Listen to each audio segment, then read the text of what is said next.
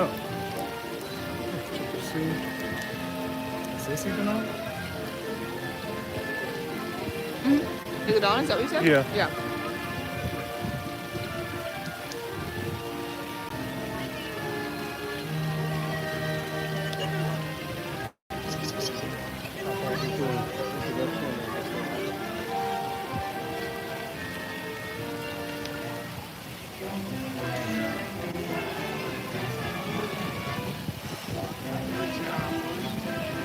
Good morning, and happy Throwback Thursdays here at Disney's Magic Kingdom.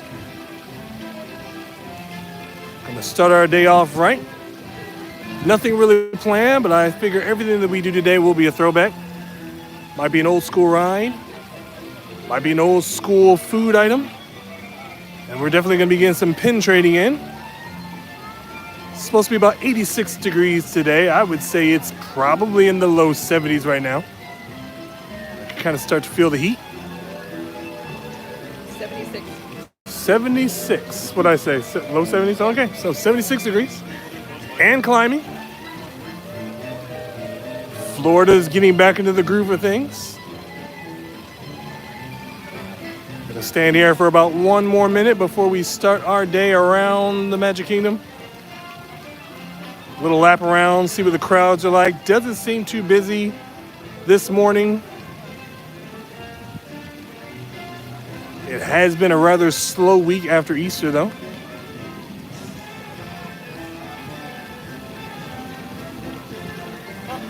And as always, right off the bat, go ahead, if you are enjoying the view right now of the castle, Cinderella's castle actually, go ahead and like this video right now.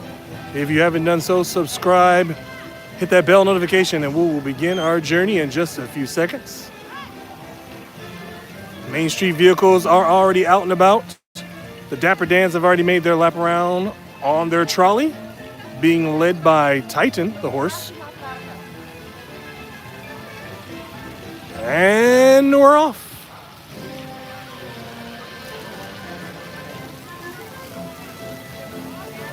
No agenda for today, just gonna go as the breeze goes. Hopefully the wait times will be low so that we can get at least one or two classic attractions, even if it's the Tomorrowland Transit Authority. Feeling a little spry. Spry? Yeah. Good.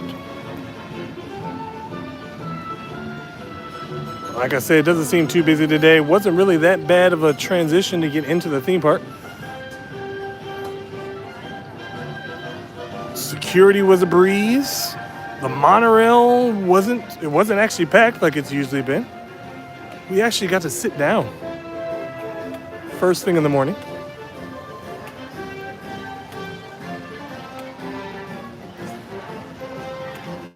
I believe the resort guests have probably been inside the park since about, 8:30? Rope drop was at 8:45. Shh, that's the best kept secret.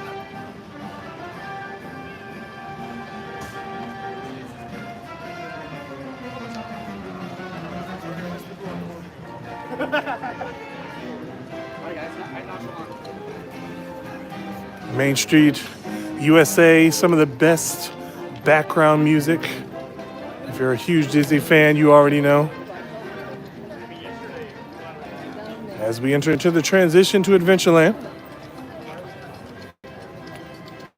One of the amazing features about this theme park is how the music can just descend into another one. As you can probably hear, the mainstream music does fade away as we walk closer and closer to Adventureland.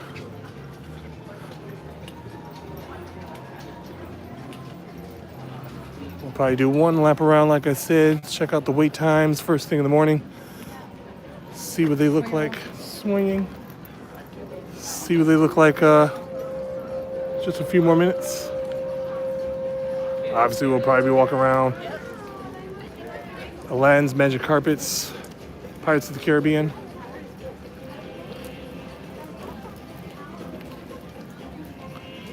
The missus is on a hunt for more pins.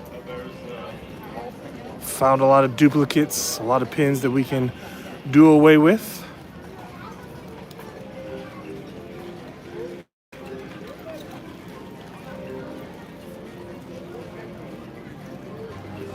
We would show you a lot of our pin trading experiences, but it does involve actually conversating with cast members in some cases.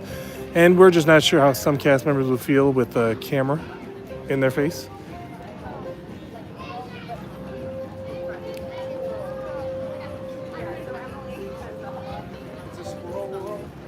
And in case you're wondering, if you're ever looking at something that you don't particularly understand what we're looking at, welcome to the party.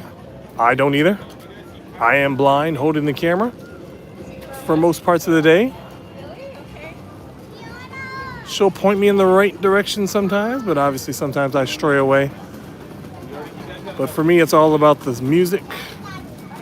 It's all about the atmosphere.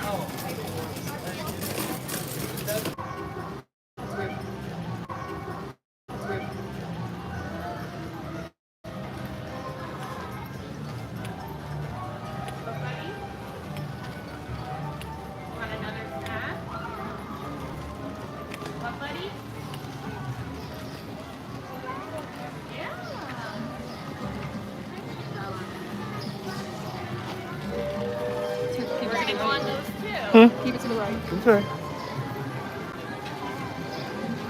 Hi, good morning. Good morning.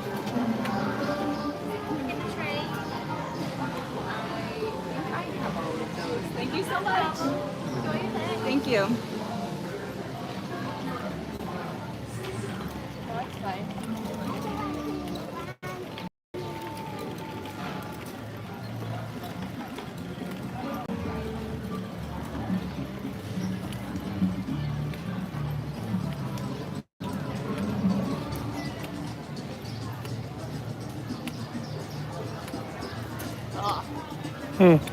I just knew I was going to get spit on.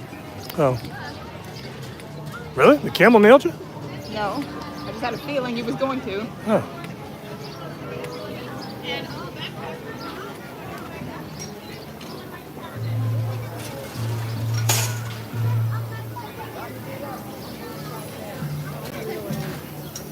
So I'm going to tell you the trivia question I got this morning. Okay. Wait, where was it? It's back there. Oh.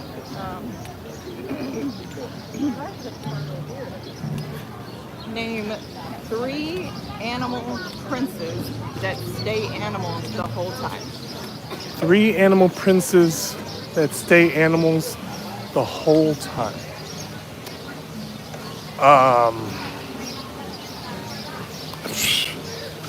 What? That's exactly what I said. Well,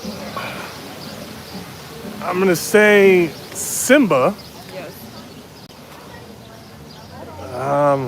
What other animal movies are there that were? Well, would Bambi? Yes. Bambi, okay. You said 3. Yeah. Simba, Bambi. Who else was an animal prince? Yeah. I could not get my Simba, brain to even comprehend the Bambi. question.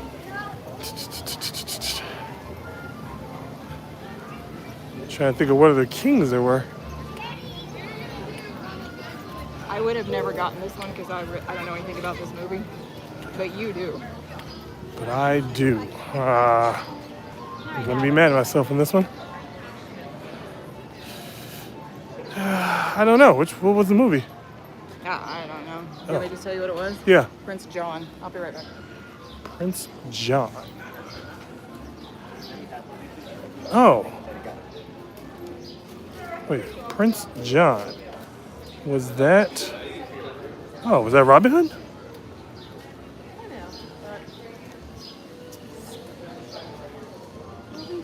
Oh, that was a good one. That one will make you think. I was racking my brain through all my Disney movies.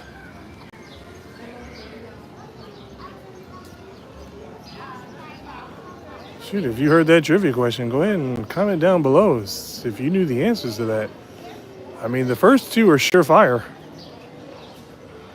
But Prince John, if that's Prince John from Robin Hood, I never would have recollected that character because I was simply putting myself in where have I seen a royal father? Of course, there's Mufasa, the Lion King. Then, of course, Bambi's dad, who was the king of the forest. I don't know what his proper title was. But Prince John, if that is the character I'm thinking of from Robin Hood. Yeah, that's that one. Yeah, so I never would have put him because I never correlate, even though he does wear a crown.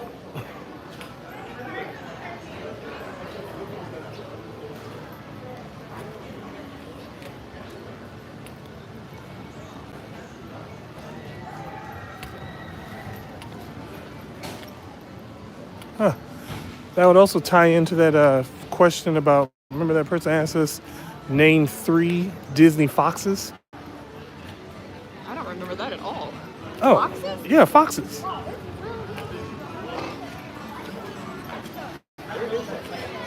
don't even remember that question. Oh, Other outposts. I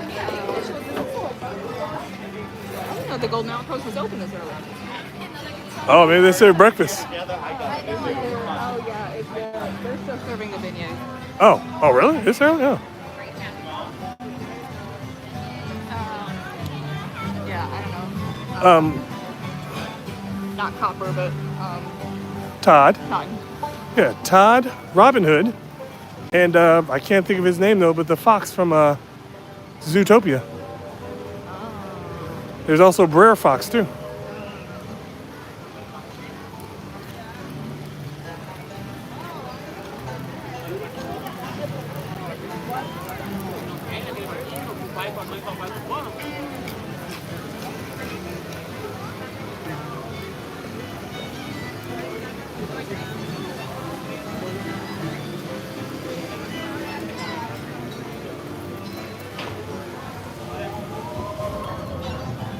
Oh, I should have stood right there.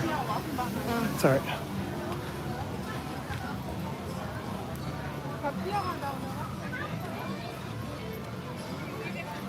You just want to stand here and look off at Big Thunder, even Yeah. though no, the other way. Cool. What's going on up there? It's all right. Throwback Thursdays. Big Thunder Mountain still under construction. Will be under construction for the foreseeable future. It was scheduled to be 1 year, but I heard that they've already possibly put in for an extension. And it's kind of up in the air on whether it actually pertains to Big Thunder Mountain itself or because of the updates that they're doing to backstage areas to prepare for Cars Land. Cars Land, which I think is going to be directly right next to Big Thunder. And the Villains area will be a little bit farther, closer to the Haunted Mansion. And from what I've heard, it is actually going to be just sitting behind the Haunted Mansion as well, probably for other backstage areas.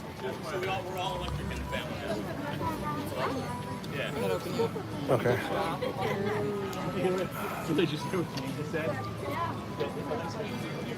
So.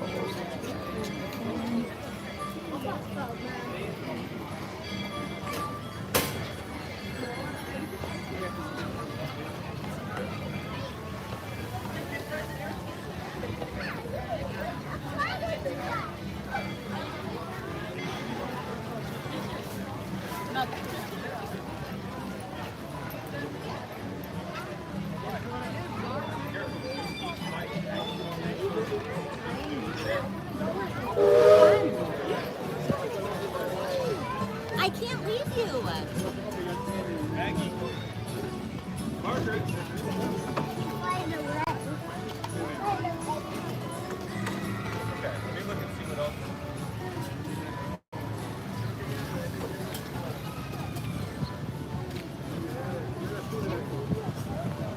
I have yet to hear any confirming dates on the final days of Tom Sawyer's Island. And of course, once those dates are revealed, Tom Sawyer's Island will be flooded with popularity. Might even see that one lonely quick service open up for a rare occasion.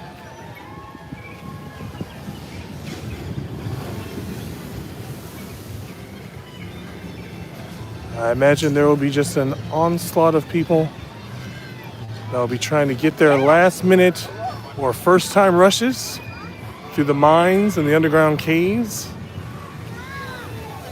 and into the fort.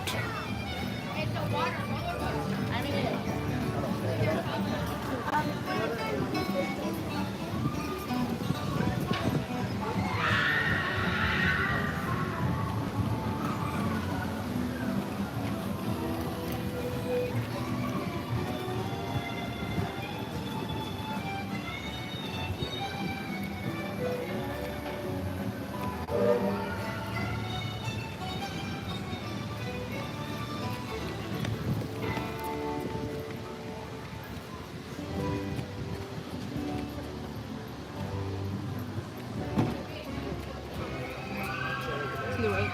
To the right.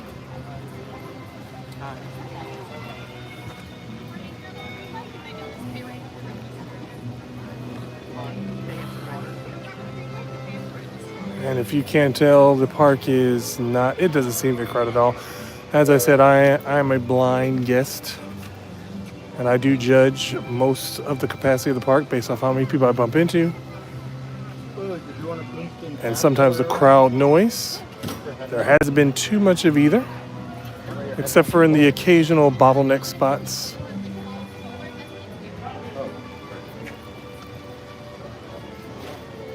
And as I stated before, we did notice a little bit of a dip in the crowds over the last week.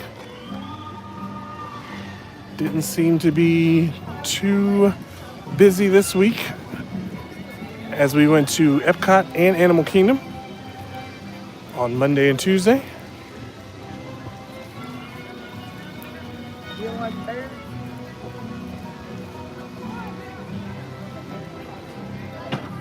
And from what I also understood, it wasn't that busy over at Universal Studios as well, so.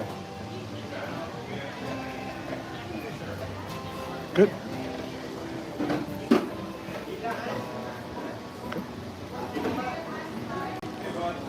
In which I will probably want to have a standstill talking point. Maybe we sit down for our lunch later today if we find an appropriate place.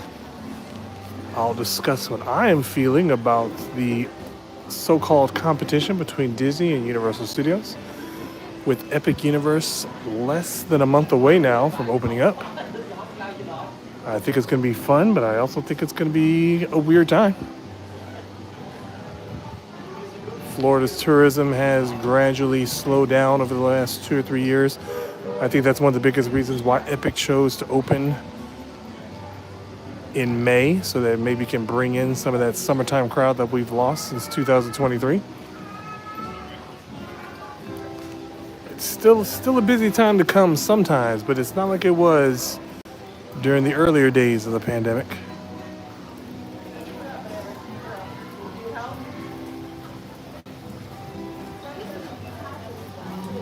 Once again, if you are enjoying anything on today's stream, go ahead and like this video, subscribe to the channel, hit that bell notification, tell your friends, tell your family, tell your enemies.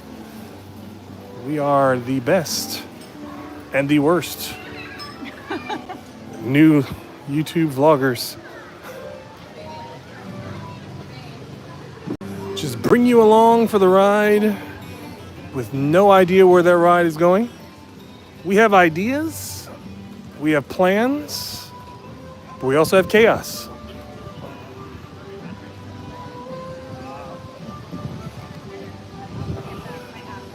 If you remember on Tuesday, I said that we weren't going live on Wednesday. I successfully went to the vet yesterday.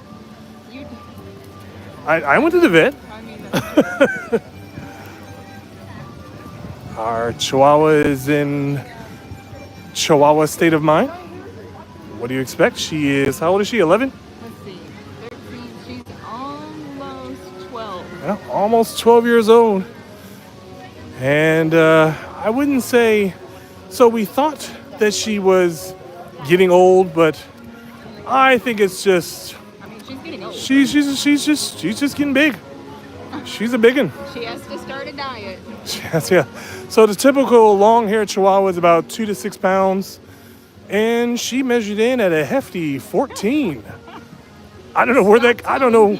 Well, I don't know where it came from though, because literally, not even a year and a half ago, I definitely could feel her ribcage.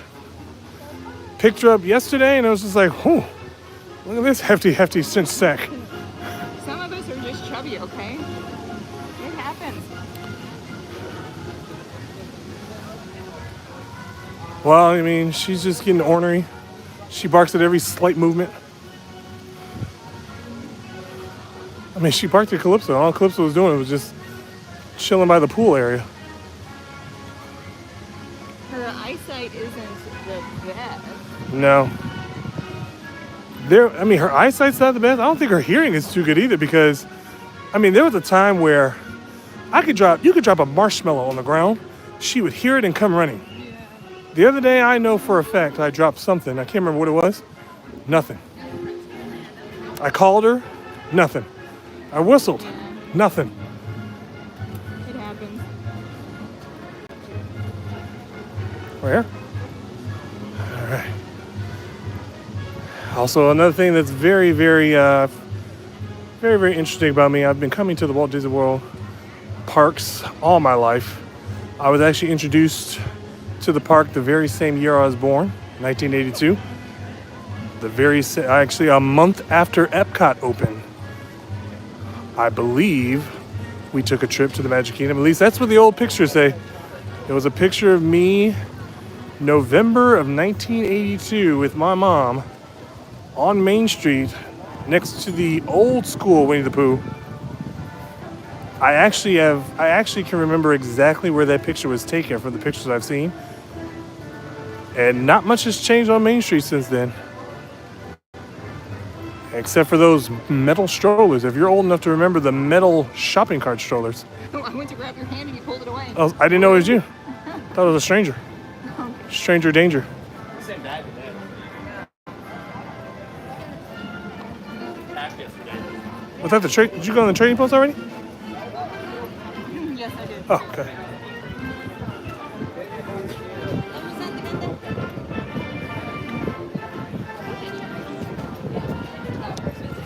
And as always, in case you didn't know, fun fact about Liberty Square: since there was no indoor plumbing in the colonial times, there is no public bathroom locations inside of Liberty Square, except for one or two, actually.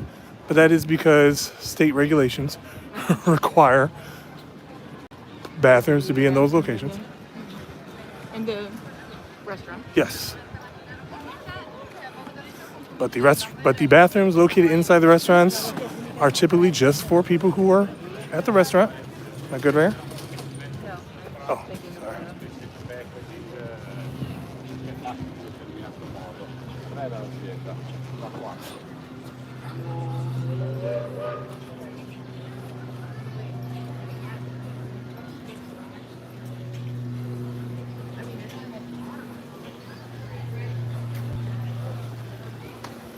Huh, that's weird.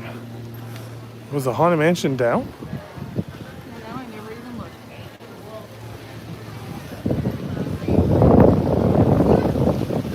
Didn't even hear the music on, so I just assumed. Oh, we didn't go by. I came up the side. Oh, still, I thought I still would have heard it from here. From Liberty Square, you definitely usually should hear it.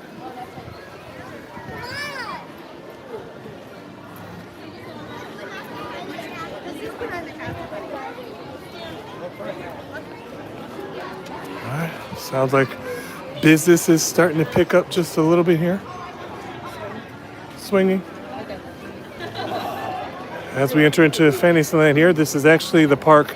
This is actually the part of the park that was open first, as resort guests were allowed to enter into the park before regular day guests. Typically, they all go to. I think actually now the only place they can go is Fantasyland. I'm not sure if Tomorrowland's still participating or if they ever were.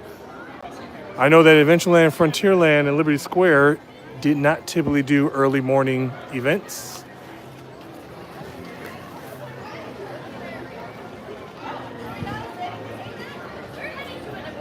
That is one of the perks of staying on property, getting that early entry into the park before they open, and sometimes getting able to stay a little bit later after the park is closed.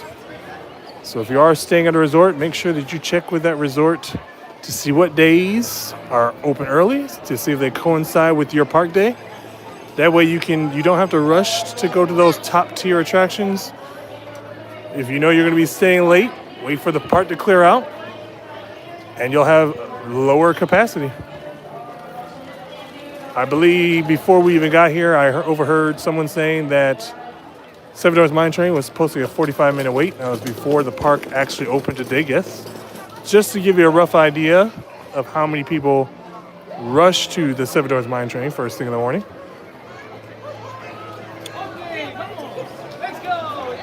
One of 3 of the most sought-out attractions here in the Magic Kingdom: Seven Dwarfs Mine Train, Tron Light Cycle Run, and Tiana's Bayou Adventure.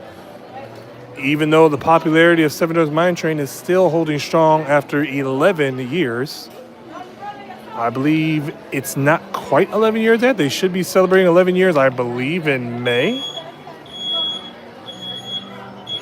I could be a little off. It's been a long time since I remember those days.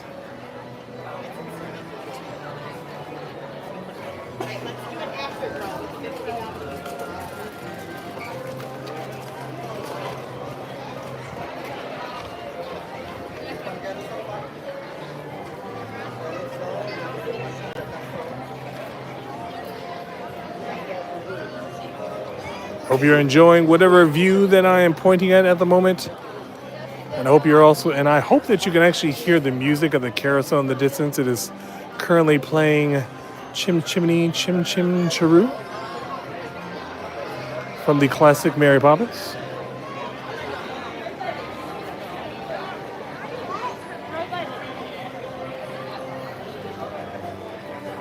And since this is Throwback Thursdays, I'm going to have a little reminiscing moment.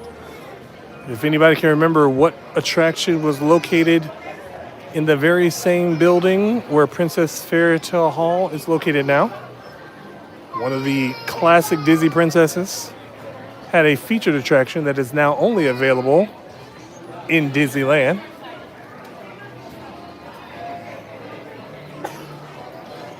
Lots of Fantasyland has changed throughout the years. We've lost 20,000 Leagues Under the Sea a long time ago. Mr. Toad's Wild Ride faded away in the late 90s. And if you didn't know the answer to the previous question, Snow White's Scary Adventure lost its place and was replaced with Princess Fairytale Hall, which doesn't even feature Snow White in there. But if you do want to meet Snow White inside the Magic Kingdom, she is actually located in the very front of the park, right outside the Main Street Theater.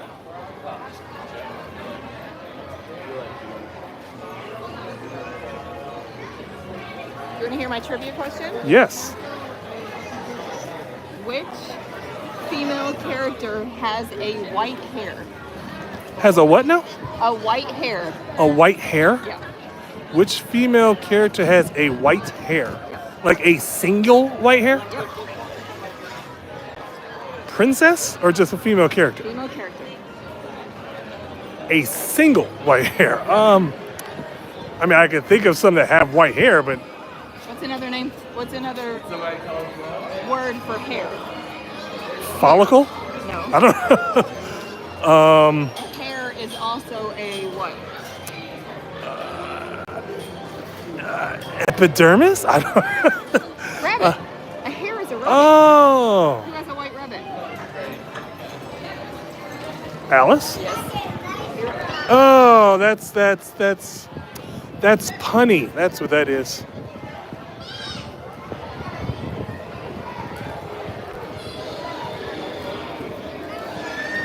That one would have made me. That's a dad joke right there. What female Disney character has a single white hair. The White Rabbit. Alice in Wonderland. If anybody's ever seen that one meme of Robert Downey Jr. where he's got like a massive eye roll, that's exactly what I'm picturing right now on my face.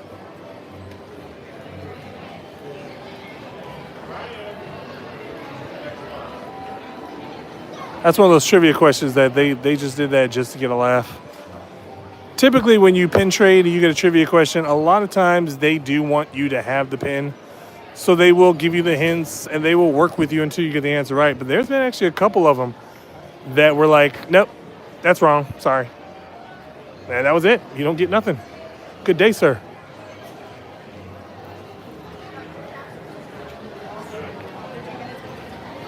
So what pin was that for? A Goofy. Oh, okay.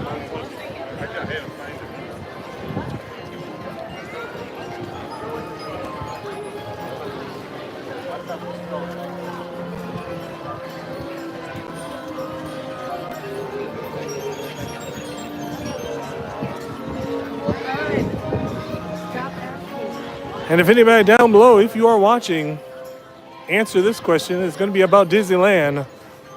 I don't know if they've changed the name, but I'm going to go ahead. What is one of the names of the carousel? I think it's the only name, actually. What is the name of the carousel located in Disneyland behind Sleeping Beauty Castle? Anybody from Disneyland should definitely know it.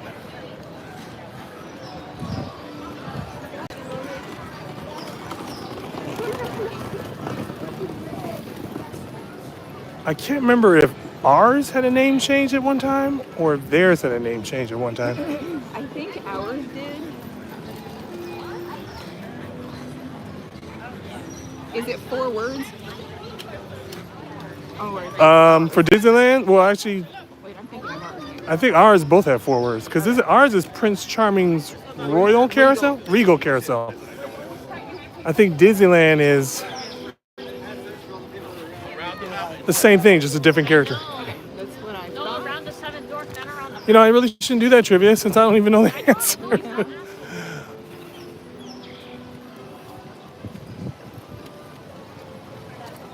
Maybe we'll just wait to get schooled. Yeah. We act like we know what we're talking about.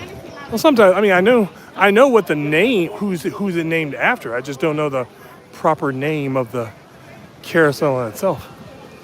You know, it's not until really that you work here or come here a lot that you even learn these things. But then I never retain that information anyway, because I was never a carousel type of person.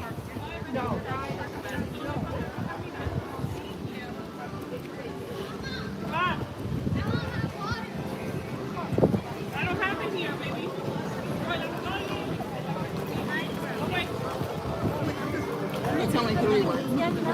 It's only 3? Okay.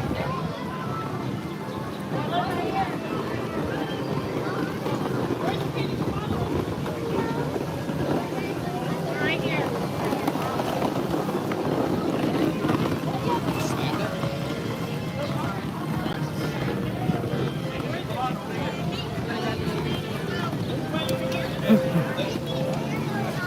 Let me get a picture of the stone background so I can. Okay. Still seems to be a pretty calm day here at the Magic Kingdom, as the temperature is rapidly rising. And when we started our stream, we were at about 77 degrees. It's supposed to be a high of 86 today. I would probably say it's got to be pushing 80 now. The humidity has not started to kick in just yet. I think we still got another month or so before the humidity starts to rear its ugly head. People are going to start converting to breathing out of their mouth. Because it's going to get hot. And as I've said many, many times before, you'll probably notice a lot more people that'll do their vlogs towards the evening hours, late afternoon. Typically, Florida gets its peak at about 2, 3 o'clock. Then the temperature goes down from there.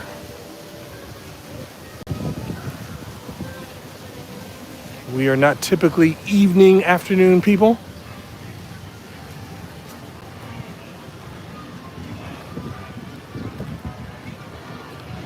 So mostly everything that we will be doing will be during the day till further notice.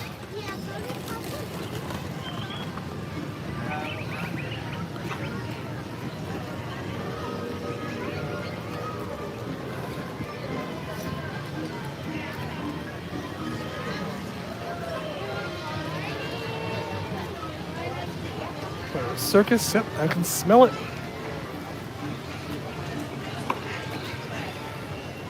The circus has a distinct smell. It almost smells like, what do we say? It smells like a stale kettle corn. Thank you.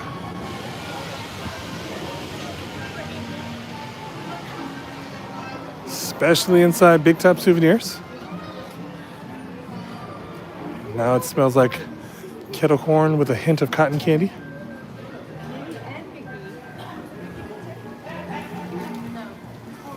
Do a nice little pan shot of Big Top Souvenirs. It's just now opening first thing in the morning.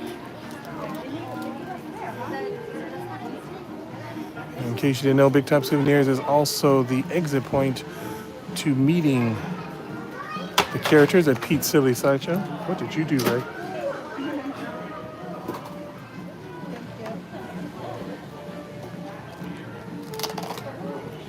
Do a little pan around. There we go.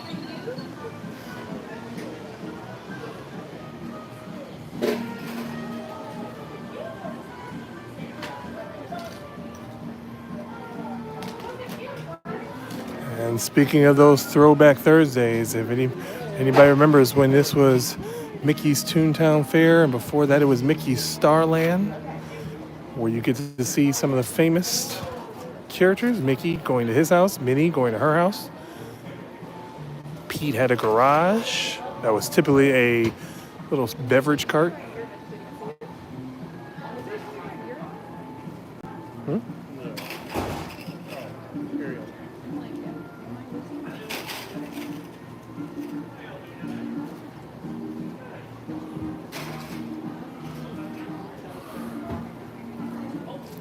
And unfortunately, the only thing that we have to look forward to as far as Mickey's Toontown is going to Disneyland, where they had their full-fledged Toontown.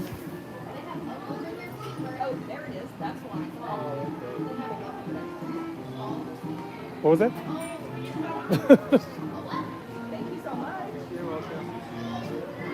What was it? I'm like, I knew I saw a pen on there. I'm gonna go behind you, stay right here. Uh-huh.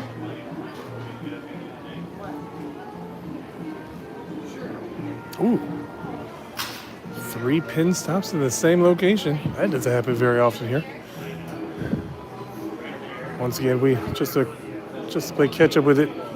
We used to do pin trading many years ago when we first got together back in 2014-15. And then we just took a break from it. And then all of a sudden there was this surge of popularity. Pin trading has been, Pin trading celebrating 25 years inside the parks. We found a lot of our old pins, lots of duplicates. That's basically what we're trading for. It's pretty much for the fun of it. She gets a kick out of finding the pins. And then if we get a duplicate, we just turn around and trade it again.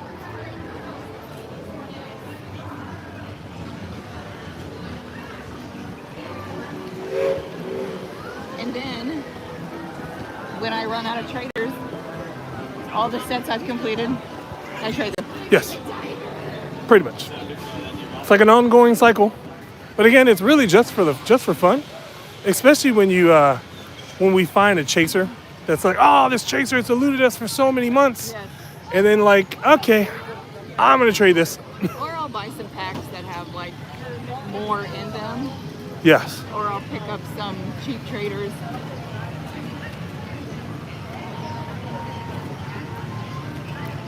I have a assorted collection of pins that I don't think I'd ever want to actually trade. I'm actually probably still looking for the chasers on some of those, because I don't think I ever found the monorail chaser. I bought us 2 more pin boards to organize our pins, Uh-huh. and I have not had time to do it yet. But I'm excited to do it. That's all part of the course. I know that we have villains collection, a pirates collection. We have mansion. Then we have the shirts. I'm still looking for. I want to know if there's any cast member shirt. Those cast member Oh, the member costumes. Yeah. We still have the bowling pins and the ties for the villains. We have the parking signs. Yes, that's what I really want to find too. I did find the Milan chaser for that. Oh, And then we have, of course, Mickey and Minnie. Oh, I have Lilo and Stitch. The And- kids all have the kids each have a really big pin board as well. and of course, in the next few years or so, that pin collection is gonna go out of control when they do Monstropolis at Hollywood Studios. So those will have pins. Cars Land will have pins. Villains Land will have pins. And we've gotten pretty lucky on a lot of our pin paloozas. We've seen at least 2 pin paloozas at Animal Kingdom. No, 3 pin paloozas at Animal Kingdom. 1 at Epcot. But we seem to always miss the one at Magic Kingdom and Hollywood Studios. And if you don't know, the Pin Palooza is where various cast members come out with their boards, at least maybe half a dozen.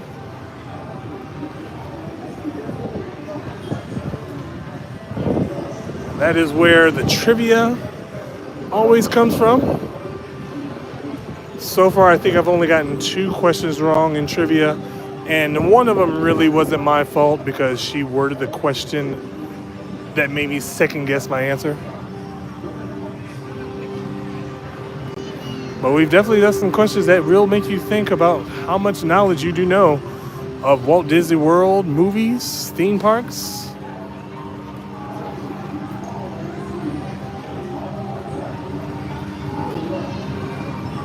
Some of the questions do show my age. Just when they thought they could stump me.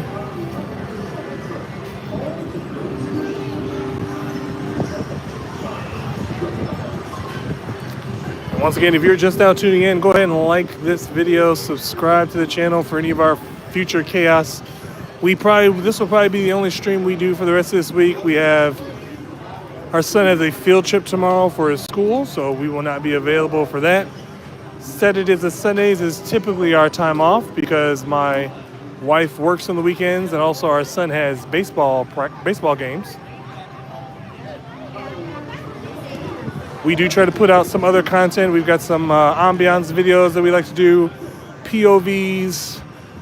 We're exploring some options to possibly make those POVs a little bit more catchy, putting our own twist to some of them. Stay tuned for that whenever we get the courage to do it. We do want to do some resort tours and kind of give our opinions on how some things could make your vacations a little bit easier.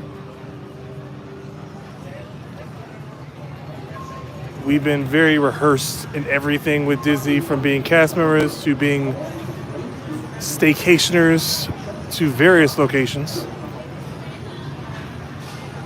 And you can never be a true expert at Disney because Disney is always changing.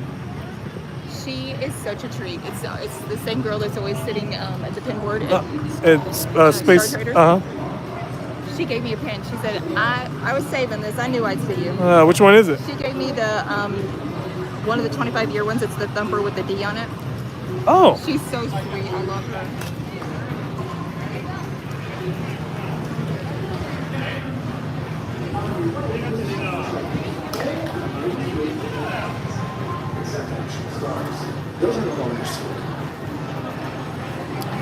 All right. Well, now that we are in Tomorrowland, I'm gonna try to do this every time we step into a land. I'm gonna put some retroness to anybody that remembers the good old days. But here we are in Tomorrowland, the loudest of the lands.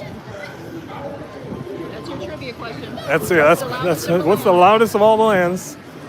All the live long day.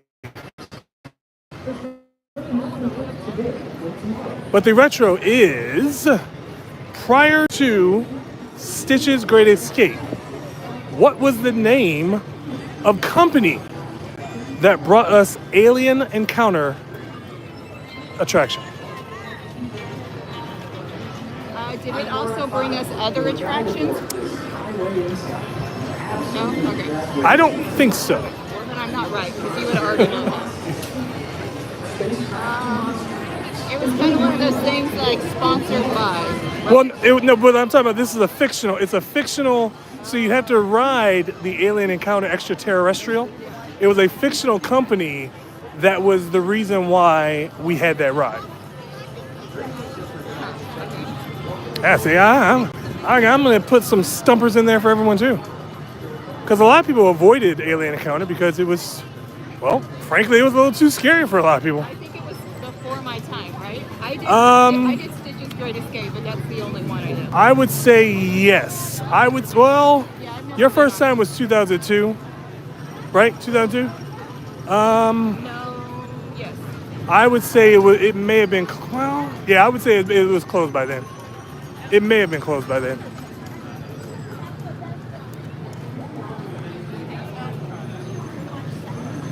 All right. She doesn't know the answer. I'll go ahead and say the answer. The fictional company was XS.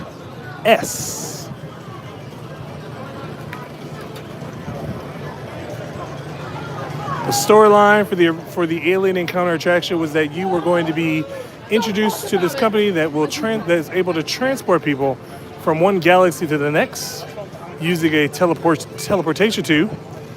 And instead of one of us being transported to the planet to meet them, the CEO of the company, XS, was going to transport himself to our planet, in which his teleportation was actually had a mix-up. You want to walk up to Casey's then? Yeah. Where'd you go? There you go.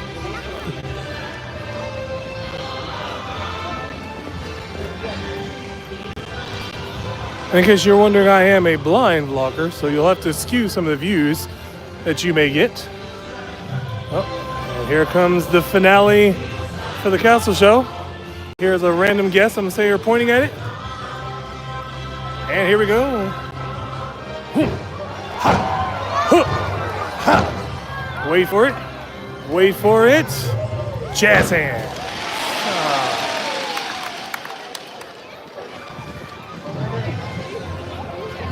Yeah, that's right. They do that show at least once an hour, almost every hour, to about, I think the last show is about 3, 4 o'clock. I could be wrong on that. So I've actually noticed a few people that are surprised that we have fireworks throughout the day. Still surprises people after all these years. I think that castle show's been around for, ooh, man, a very long time. It's gone through a couple renditions of it too.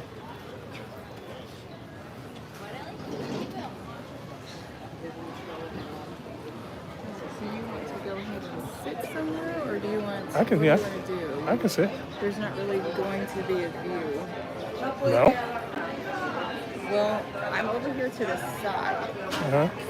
So if you're looking towards the castle, I mean, there's just too many things in the way. So I don't know what kind of view you're looking for. That doesn't really matter. I I'm mean, gonna look at these pins real quick.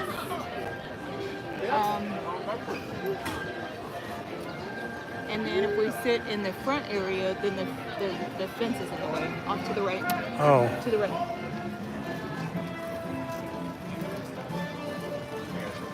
Alright, we're gonna ask you a question right here, buddy.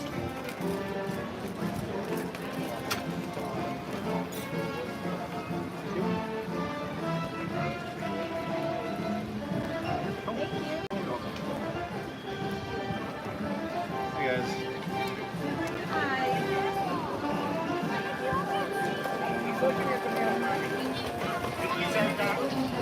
So then what do you swing around? What do you want to do? Swing around. What do you want to do? I guess it doesn't matter. We can just. The one There's. table I was gonna sit at, the people got it like right before it would have been the best. What happened? He gave the peace sign to the camera. Oh, Let's see. Well, it doesn't matter to me. I guess if there's no real scenic sights, I won't really stress too much about sitting down. Well, if like I said, if you sit out front, the fence is in the way, so you wouldn't be able to see. You'd have to hold the camera up. You Okay. can't sit it on the table. And the one over here, it's gonna point towards the guest experience team umbrella and Okay. a tree, so the castle view is blocked. Ah, so there's on all these tables nothing. Oh, so basically all the tables at the edge would be facing the fence In the front area. in the yes. front area. Okay. Yeah. I mean, it's facing the castle, but the camera. But if you set that on the table, you wouldn't. It's just a fence. You wouldn't be able to see the castle. Okay. Not Because even the through the fence is fence. too high. Okay. I mean, yeah, probably through the fence. We can try that. And it's better than nothing at all. I don't really know any other, because I mean, since they've changed the hub, because there used to be some great spots on the other side in front of the plaza. Yeah. I gotta grab some paper towels because I can see the table as well.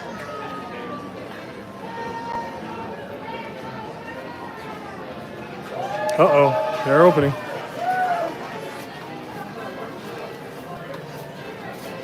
Casey's Corner is one of the most popular quick services here on Main Street, USA, serving foot-long hot dogs. Okay, you're gonna stay right behind me. Okay, put that up high. Oops.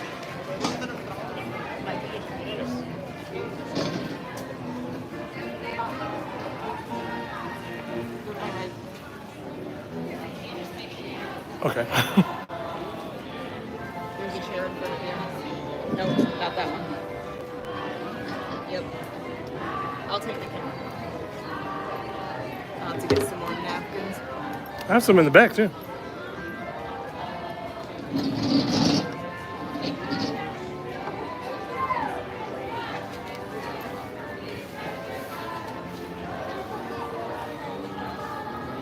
You can't push your chair back in the front. No, you're gonna come up. Yep.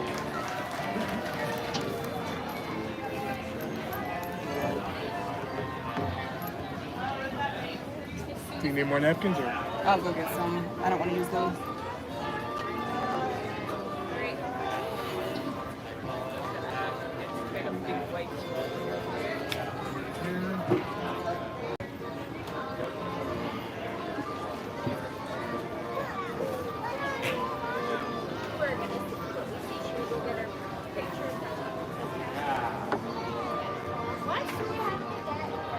Yeah, we gotta get to you. Lead the way.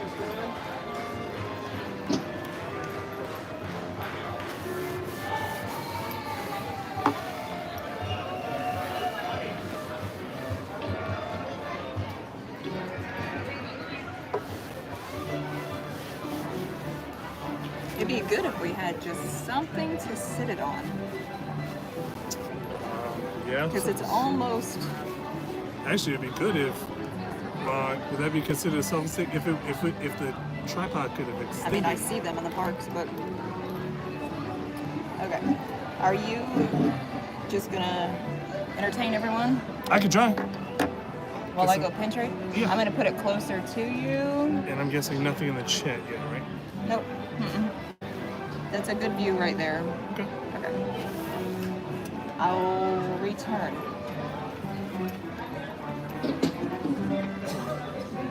I'm just going up Main Street to hit those ones. Okay, and then I'll be back. Okay. Alright. Well. Hopefully you guys can hear the music a little bit better.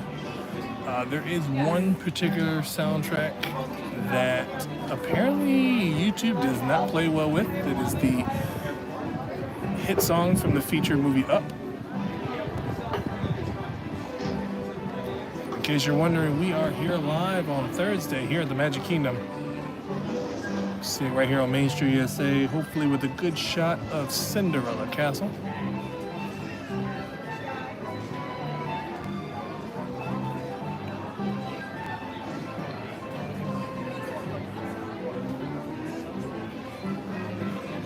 As we enter into the lunchtime rush between 10:30 and I would say about 12 o'clock, everyone is going to be getting those lunch orders ready. Casey's Corner being one of the popular spots on Main Street USA, as well as Pecosville, located in Frontierland, Pinocchio's,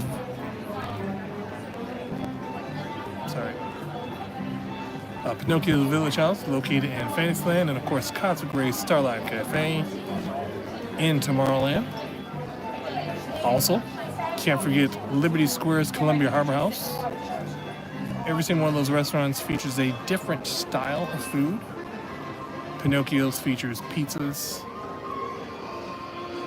Casey's Corner is generally foot-long chili dogs. Pickles Bill's, a little bit of a Tex-Mex. Columbia Harbor House has most of your seafood. And Cosmic Ray's is a large variety of a little bit of everything, from chicken tenders to burgers to salads. At one point in time, they used to have a rotisserie chicken meal that was very comparable to what we had at Disneyland one time, but I have not seen that on the menu in several years.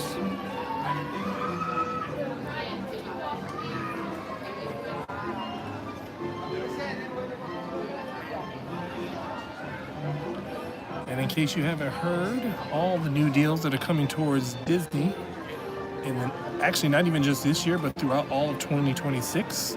This year is pretty much a lot of room rates, very cheap room rates. I've seen some people say at least 62% off on some of the top tier resorts. But next year, 2026, get a hold of a travel agent to fill you in all the details. I've heard that there's going to be discounts on rooms, there's going to be discounts on tickets, and then kids ages 3 to 9 are going to be able to get free dining, obviously with the purchase of an adult dining package that also comes along with maybe full price resort stays with ticket packages. I am in no way, shape, or form a travel agent of any kind, but I can tell you that those are going to be some deals that everyone's going to really try to snatch up as much as they can. Which is going to bring me to one of the things I want to talk to you guys about right now. For anybody that is listening or will be listening on any playbacks. And I keep hearing this, I've heard this for several years, that Disney is only doing certain things in preparation for Universal Studios. If you did not know, Universal Studios is set to open its third theme park, Epic Universe, on May 22nd. It's actually open now for annual pass holders as it's going through its test and adjust phase. And a lot of people, to stir the pot, are basically saying that Disney is in trouble. They're offering these specials, they're offering these incentives because they just think that a lot of people are going to start going to Epic Universe and Universal Studios over Disney. And I would like to just say that I've been around here for a very long time, at least 16 years here in the state of Florida, and the past 13 years, dealing with Central Florida. And I can tell you that Disney and Universal Studios always has a pattern. It has nothing to do with the competition at all. I always say that they're in the same industry, but there are two different markets. And I just don't think them as competing as much. If they are to be competing, I would just say it's to compete to be the #1 vacation destination for Florida. But at the end of the day, it's two totally different markets. Disney is more family friendly than Universal Studios is, mainly because of the fact that there are just so many things that everybody can do at Disney, from the youngest of the infant to the oldest of the grandparents, that Universal Studios just cannot do. And that is something that I actually learned firsthand when we had our little ones. We didn't go to Universal Studios as much at all when we had our first child back in 2015. My wife was never really hip to Universal Studios at the time. She didn't grow up with it. So it's understandable. It's also not the same Universal Studios that I grew up with. So it wasn't really a go-to place for us. But it wasn't until we had our second son, Titan. And that's when I realized that it's kind of hard to go do things with a little one, especially when you have one child that can do things and the other child who can't. It got to the point where we couldn't even go to Dr. Seuss's Landing at Islands of Adventure and do anything there because Titan was 32 inches, I think at the time, and every attraction he had to be 34 inches, which is so much different here because there are so many rides here at Disney World that don't even require height requirements. So that's one of the reasons why I don't think that Disney Universal Studios is competing. I don't even entertain the option or the notion that people make when they say stuff like that. It's just two totally different entities all to themselves.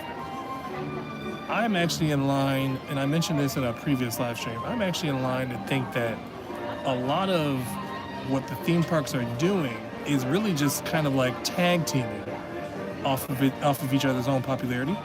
I don't think that there's been anything open between the two theme park companies since 2014 as far as direct competition goes, because Disney opened up the Seven Dwarfs Mine Train in New Fantasyland, and not that long after that, Universal Studios opened up Gringotts and the entire Diagon Alley area at Universal Studios. I think that's the only time that there may have been some kind of tit-for-tat competition.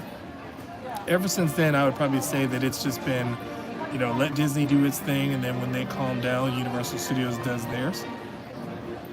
Which is why I think that I honestly think that's why Epic was delayed. I think Epic was supposed to open back in 2023.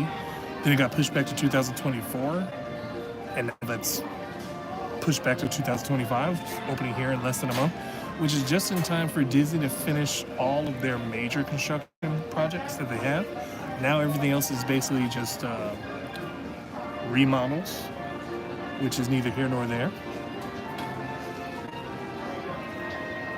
And then once the newest big thing opens up at Disney, which I'm assuming is going to be the Tropical Americas, which I don't think is going to be actually opening until late 2026. And that gives Universal Studios plenty of time for Epic Universe to have made all its money in the initial year. And then from there, Universal Studios will ride out that popularity while Disney updates all their new expansions that they're doing in the next few years. And then by the time Disney's done with theirs, Universal Studios, who's already hinted at possible expansions to Epic Universe already, I would imagine that those upgrades and additions will probably be opening up probably about 2032, 2033 once Disney's done with all of theirs. It's kind of like a back and forth motion. It also helps out Florida's economy. Even though the locals may not like it, there are no more slow moments, but no more the slow periods of time where it was a good time to go to the parks. They've now filled in all that slow time with special events, or they've put the dates of those events up early, which is why I think that we're now celebrating Halloween in August.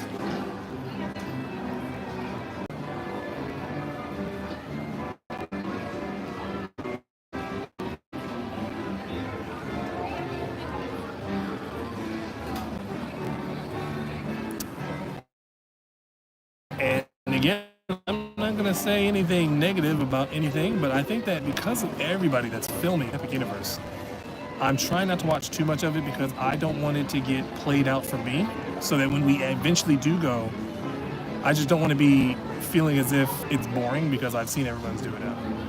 And I am going to enjoy the cavalcade as I hear it approaching in the distance.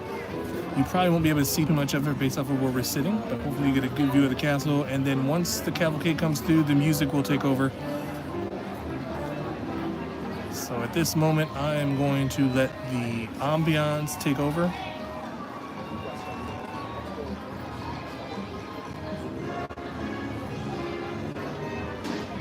And I'll see you all a little later.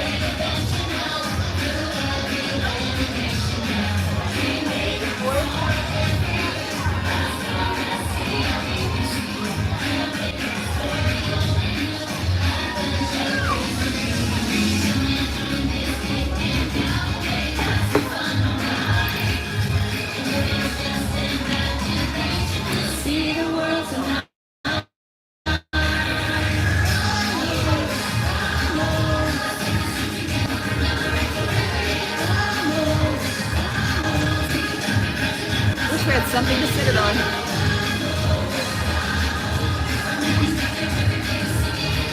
Looks like your shirt got bleached. Oh, really? Yeah. Yeah, that's weird. Is it spots? Yeah.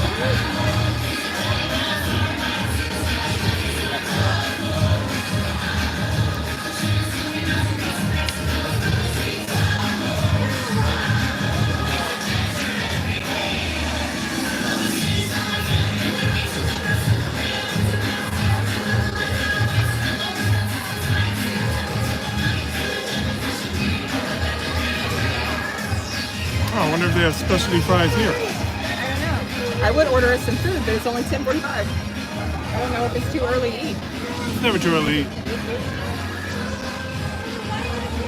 Well, I was going to say, if you're going to use the cash, unfortunately, you have to stand in line then. So if you mobile order now, though, you just pick your time, Well, whatever. let me just see what's on the menu. What's on the menu? Ah, there you are. There's a little matter I forgot to mention. Be sure to like and subscribe if you're enjoying today's content. And if not, just subscribe. You don't have to like. Liking is optional, but dude. Liking is actually needed when we do our Epcot Beverly challenges. Yeah. Even though I'm very happy with the fact that I only had to do one the other day. They do. They have Chipotle barbecue loaded fries. Oh, okay. It has coleslaw on it though. Hey, didn't mind it at the Okay. other barbecue So joint. they have chili cheese footlong and a Chipotle barbecue footlong. You probably won't do good with the cheese though, will you? I can't do the coleslaw. I can do the cheese. Oh. I can't do the coleslaw. And the So I coleslaw would would be have on the to- dog in itself. Yeah, but if I go inside and order, I can take it off. Or I like chili cheese. Which one would you prefer? We can do that because if I'm gonna get the fries, I'll have the coleslaw anyway, so I don't have Okay. to have it on the hot dog. So the footlong hot dog and the specialty fries. Sure. Let me go see how long the line is. If it's not long, I'll just order in there. Okay. You want my wallet just in case? Yes. And then, do we have a drink or just water? It's just water. We don't have anywhere in there. Bummer. I wouldn't want to do that here because it's $5.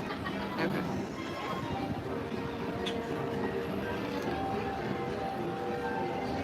Okay, I'll be back.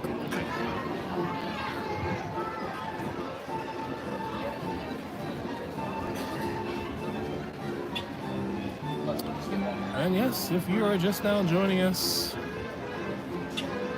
we are This Time Daily. We are casual Disney vloggers. We are what I like to call former, current, and future Walt Disney World cast members, as we have been intertwined with the Disney company for the past 12 years since 2013. We both started our journey in New Fantasyland where we met, later on developing a relationship that led to being married with children. Joy. From that time, I enjoyed sometimes being a pirate in Adventureland. I was also a butler at the Haunted Mansion. From that point on, we have been on an adventurous journey between two different states, her home state of Missouri and then back to Florida. I also became a cast member at the Disney's Vero Beach Resort, where I was friends with Goofy in an entertainment aspect.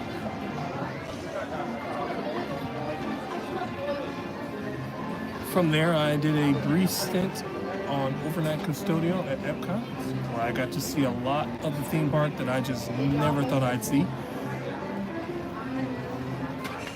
from that point on, I have been battling with glaucoma, which has taken away all but 5, maybe 10% of my vision as of 2021, where I contacted COVID, and that basically exacerbated all the symptoms I would have with my glaucoma. Basically, the fever that I received from having COVID added to the pressure, which was not able to be maintained. So now I basically am still coming to Disney based off of the memory that I have of the theme park. I can pretty much still navigate through this park with assistance, using the sounds around me. Sometimes the smells. I can sometimes determine where we are just by the way I'm picturing the way that we're walking. If you were here earlier, you may have noticed we were leaving Tomorrowland and we cut through the Tomorrowland terrace, and I kind of sensed it just from the positioning of the music of the Tomorrowland Speedway and the music of the castle show that I can hear in the distance. For some odd reason, I just put it in my brain that we walked off to the side.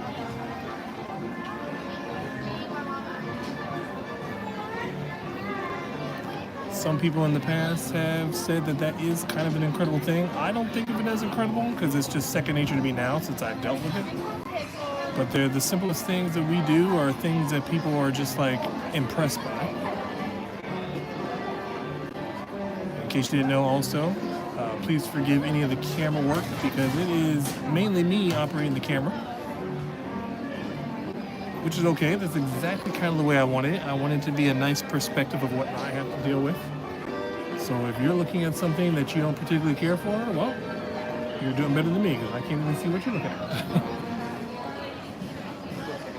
And we are fairly new to everything with YouTube streaming. I have not kept up with technology in over the past 8 or 9 years, so I'm a little out of place now with the way things are. So it is very, very important to note that we are not tech savvy. Everything that we're doing is on a whim.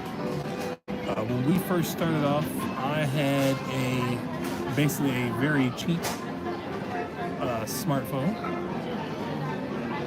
and we just attempted it. We bought a cheap little tripod without even knowing what a gimbal was. And there are some people that have stuck with us throughout those years. And then as time went on, we figured we should step it up a little bit. Some of our first videos were just the ambiance and the walkthroughs, which is some things that I actually love to do more than anything else. What else, friends? Casey's hasn't figured out if you would like to go in order. They've definitely got it figured out in there. Oh. They got it going on. There you go. Ooh, it's breezy. They're going to have to hold on to these napkins. Put something. All right, here's your fries and a fork. Fries don't come with this chili dog. Oh, let me give you your wallet first. Oh. Here's the wallet and the receipt. I have salt here. Oh, it doesn't come salted? I don't know, I just got some salt. I will steal a couple of fries from the bottom. Yeah.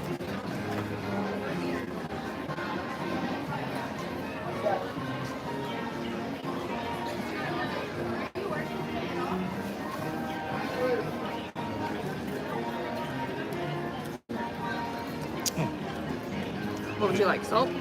Did you want to expose what we're eating? Oh.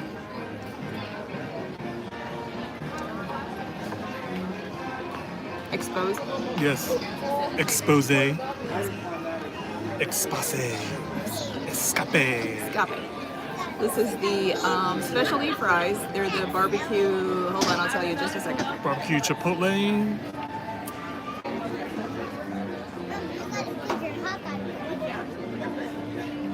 Chipotle barbecue loaded fries. And the footlong chili cheese dog. And mustard to dip everything in. Ugh. Also, another thing here, but I don't really get too often, is the mint. I would have said, but I'm like, no, that wouldn't be right because not gonna have a mint julep in front of you. Without alcohol, is that what you're saying? No, they don't have it here. Oh, I'm just saying, like, because I don't know if I understand what do you're you like mint julep, or do you like mint julep? I don't You don't- remember. I don't think you really. It's not like your number one, but No. it's delicious. But I hate to have a drink and then you don't have. I think that I did like it last time you got it.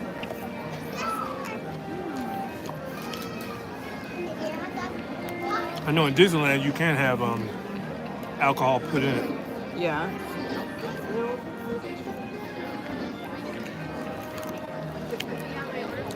I don't know what it is, but yeah, for some reason. So when I was little, it took me a while to like coleslaw. Oh. Then when I would go to a barbecue joint, I couldn't get enough coleslaw. Then Yeah. somewhere along the line, I couldn't stand coleslaw. I couldn't stand the smell of nothing.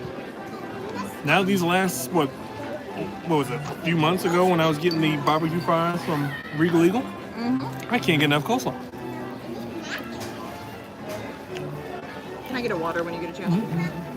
I literally think that I could just eat coleslaw right now. Just coleslaw. I love it, but it does not love me. It's what? I love it, but it does not love me. Oh no, yeah.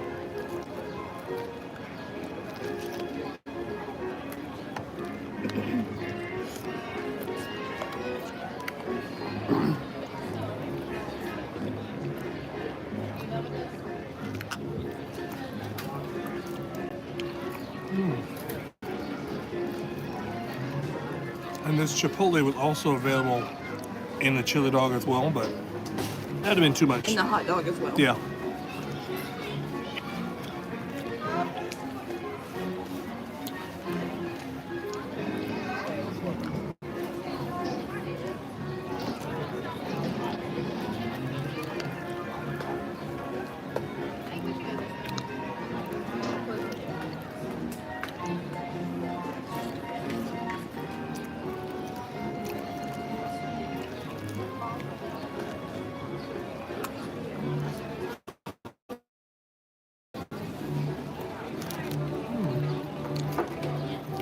Really good.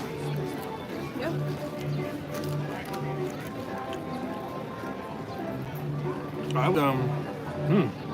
It really makes it hard to decide which one's my favorite. Yeah. It's like they're all tied for number one right now. Even the Regal Eagle got rid of theirs. But Regal Eagle is number 1 or 2 just for fries, Yes. along with, oh, sorry. In Yorkshire. Shots fired, shots fired.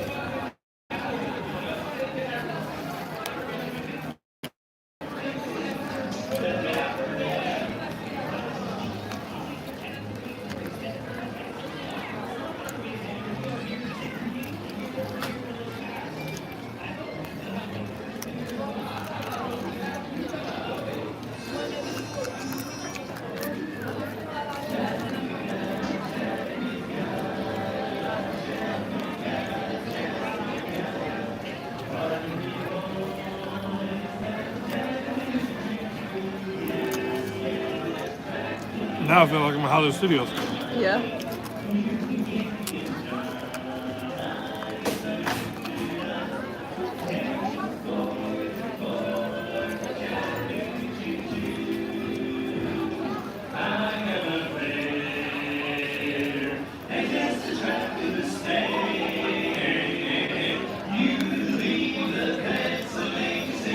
gotta find some that don't have coleslaw.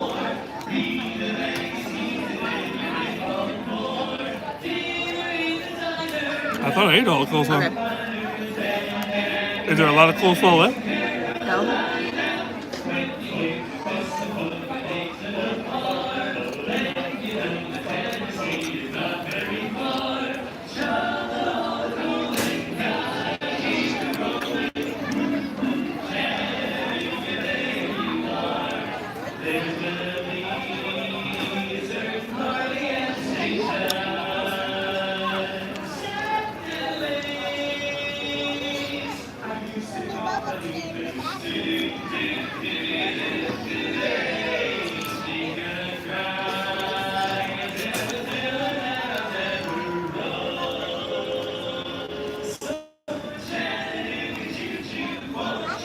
Is there any luck on the pins? A little.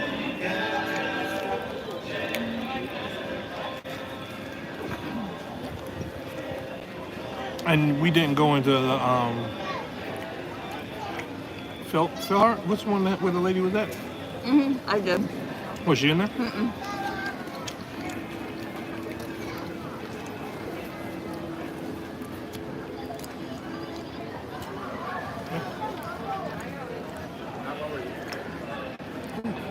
Here's your hot dog. Oh yeah. Oh yeah. Oh yeah. You know the hot dog? Wow. It's a lot of wiener. Yeah.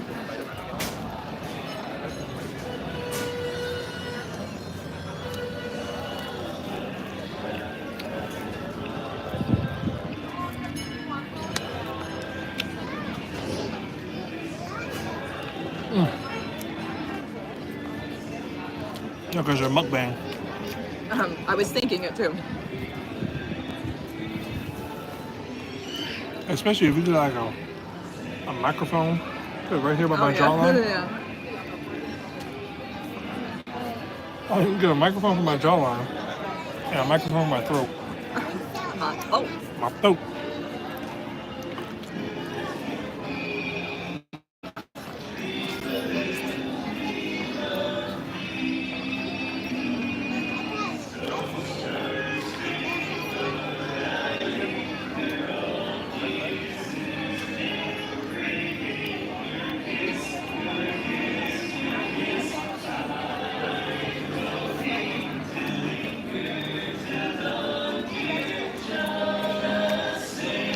Oh, I need to. I'm sorry. Can I check something? I gotta check something on your phone just real quick.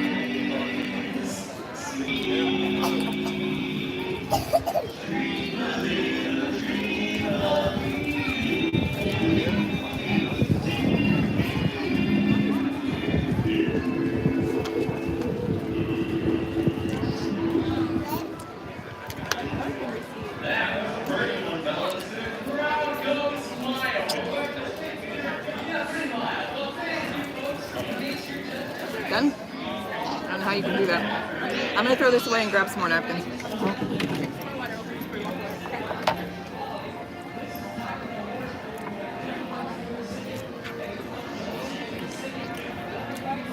Basically what she means when she says she doesn't know how to do that. Anybody that knows me, which is quite a few people, I am a bottomless pit in some cases.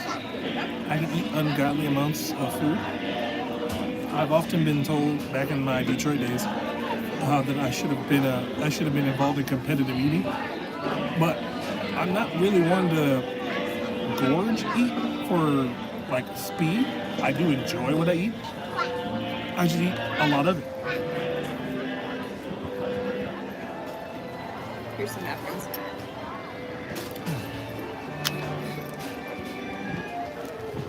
So, no. Yeah, Okay. so I try not to touch anything else. But yeah. I think the only problem now is with me being in my 40s, I don't think I should be in any competitive eating competitions now. Because you would win? No, that could be a possibility, but I hate to embarrass these young guys out here. Did you know like that one guy that was winning the hot dog eating contest? He was like early 20s. But see, I wouldn't want to do that though, because that's not fun to me. Competitive eating, just waller and swaller, as you say. Yeah, waller and swaller. Yeah. Like that whole dipping in the hot dog with the bun in water and just Oof. shoving it down your throat. I'm like, no, that's disgusting. That's, Now, I will call the restaurant to second guess their all-you-can-eat option. you and your daughter both. Yeah. From what I understand, when I first moved to Vero Beach back in 2008, there was an all-you-can-eat KFC, and I would say either between me and a family friend, that all-you-can-eat KFC did not last for very long. And then it turned to an Einstein's Bagels. So. Are you sitting here or are you walking? I can walk. Okay. Oh, let me wipe up. You made a, as my mother would say, a terrific mess. I really never understood why she said a terrific mess. Okay, there we go. Here's the water bottle. Okay, so let me put this away. If we do happen to stop by another restroom, Yep. hold on, I gotta reposition this. Does 'Cause baby care have? I don't know. We can swim, but I don't know. I mean, you would think they would, since that's where the first aid is. All right. Lots of open seating to do.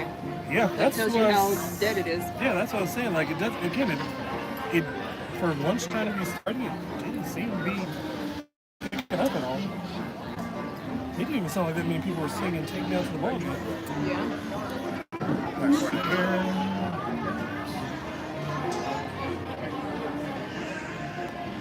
All right. And we're off. Stay behind you.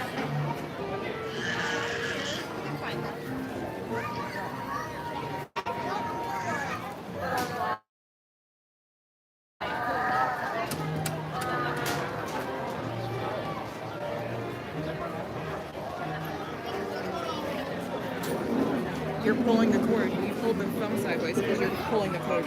Oh. I was just trying to get it out of your... Yeah, you're pulling it too tight. Well, here, I got to take it out anyway.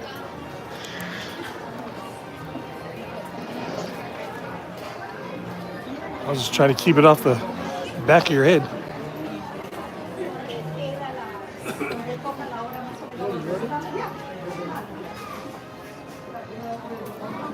No, it doesn't look like they do. So Okay. I'll be right back. It's all right.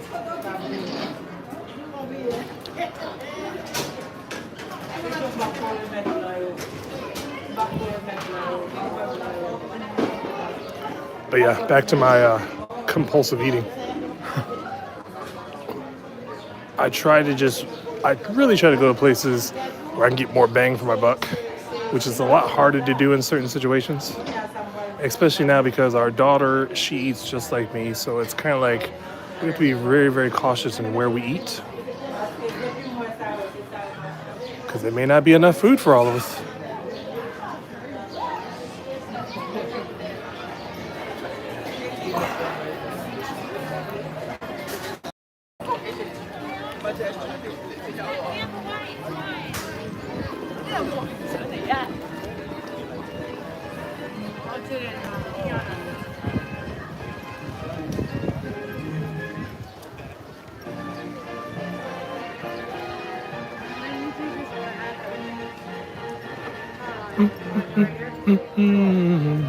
Monique, hello. It's Hey. good to see you. Well, I guess not see you, but Hear from you? yeah, hear from you.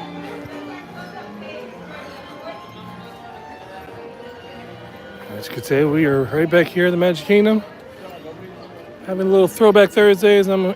Every time I enter into a land, I start to reminisce about what used to be in these areas. On the bridge? Getting a little feel of the old days, because Disney is now forever changing. It's not even the same place it was 10 years ago, yet alone 20 or 30 years ago. Like, it's hard to believe that the Skyliner is 6 years old now. Seven Dwarfs Mine Train will be turning 11 this year.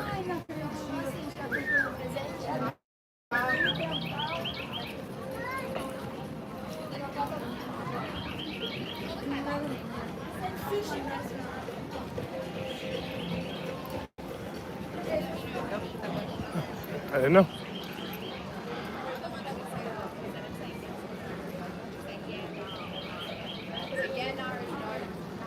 We enjoy Tuesday at Disney's Animal Kingdom, helping to celebrate 27 years. Didn't really do anything spectacular, which I didn't really expect them to. It's not really much of a milestone at 27. I believe they had they did have some of the fairies were doing meet and greets, Tinkerbell and Fawn, which apparently had a 2-hour wait at one point in time. That's probably the busiest that we've seen the parks this week, just at Animal Kingdom. Epcot was pretty much an easygoing day. I think Guardians only had like 55 minutes during the middle of the day. And now here we are at the Magic Kingdom, where it didn't really seem that there was a lot of people here at all. Like we just were sitting down at Casey's for the past, I'd say 45 minutes. And Cavalcade went by. Didn't really see a lot of people out in the streets.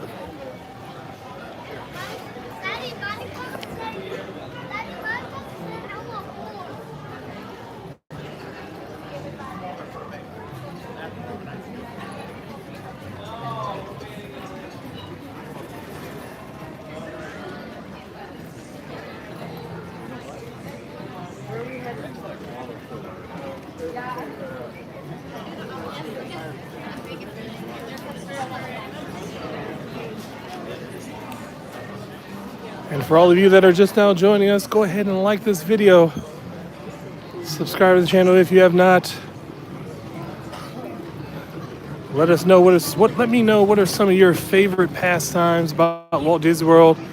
Even if you're fairly new to the park, there's got to be something here that is or something from yesteryear that is gone now.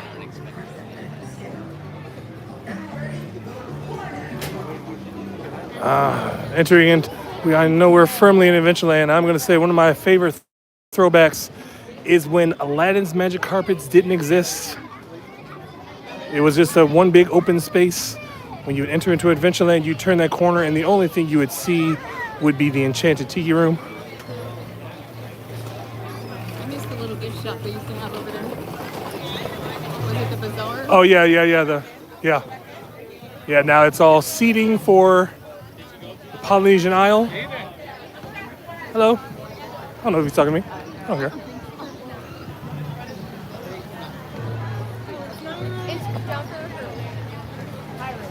The other day I was checking some of the wait times on my phone, and my phone was reading to me, and I couldn't believe it. Jungle Cruise, I think was on Wednesday, just yesterday. Jungle Cruise was a 30-minute wait. I was just like, what is going on?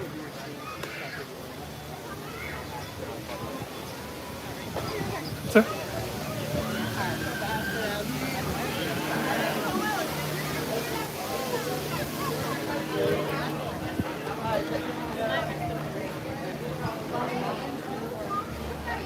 I'm gonna do a double up one here, because I like to think of Adventureland as two different lands, because the first part's more such a Hawaiian tropical vibe, and then you get back here, pirates, more of a Caribbean vibe, obviously. And I'm gonna do a little shout out to the old school, not really old school, the Captain Jack Sparrow's Pirate Tutorial. That was a great show. One of the best interactions and with Captain Jack. Now he does some casual meet and greets throughout the land. No set spot. He does have a few spots that he does choose, but a lot of it is just at random. Sometimes he's at Calypso's Lair, which is just outside the gift shop. He's also been known to walk through the gift shop.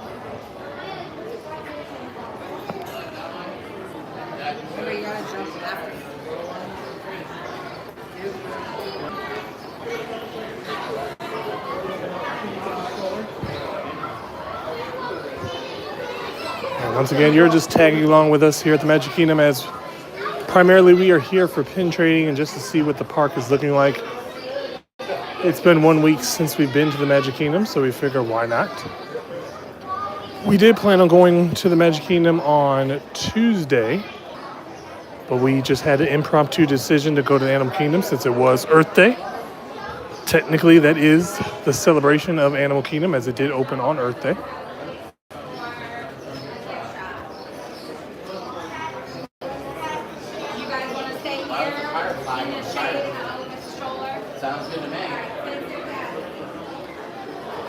Yeah, we're just here to check out some of the crowds. I would like to get on a ride, but of course, that's in due time if the wait times stay as low as I imagine that they are. Definitely going to get some pin trading. Like as I said before, we keep going through some of our stuff and finding all of our old pins. Okay. Sorry.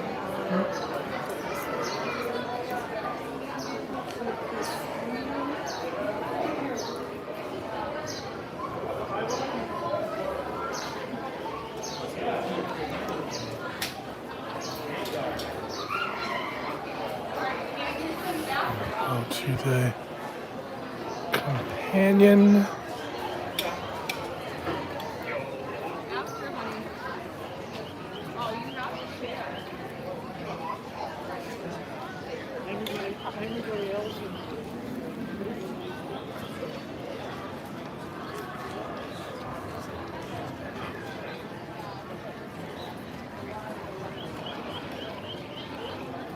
Critter Co-op. You could probably get a good shot of Splash Mountain, or I'm sorry, Tiana's Bayou Adventure. Forgive me.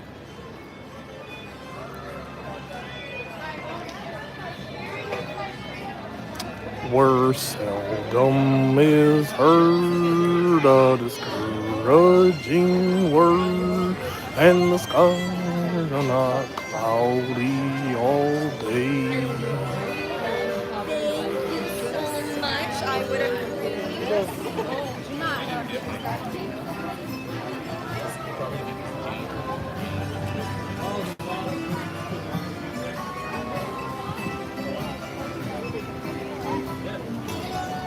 That one might get a little bit.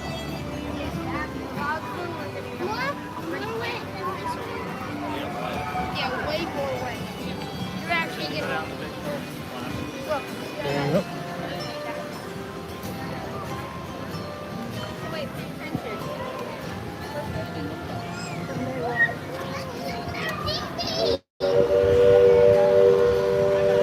Good right here. Yeah, I'm trying to see where. Oh. You'd have to hold it up, but I can't really. That's all right. We'll work with it. We'll give the general premise in case anyone who is just now joining us, and if you've heard this spiel before, I am a blind guest. I still thoroughly enjoy going to the Walt Disney World theme park simply by going by memory, enjoying the sounds of the theme park, and really just getting a feel of where I am just off of my memory bank. It's almost as if I could see the map in my head and I can pinpoint kind of where we are just by certain characteristics that I remember from walking so many times and so many years before. I sometimes feel as I was a cast member and still am a cast member, I can just imagine some of the backstage areas and how I used to remember walking all through there. I really sometimes feel as if I can navigate the park better without my vision. At least to every park other than Animal Kingdom. It's not to say I didn't enjoy Animal Kingdom, I just didn't go to Animal Kingdom as much. It was pretty much the park that I would go to for specific things, so I never really ventured too much into it. But I'm getting my bearings for the most part as we continue to do our live streams throughout all 4 Disney parks throughout the weeks, which we will probably be trailing back on that a little bit as we do want to focus on actually making videos, putting together some good videos so that everything is not as chaotic as it always seems on our live streams. Buddy, there's some donut down there for you. I sometimes forget that I'm even holding a camera sometimes. A lot of times I just like to just let the sounds play.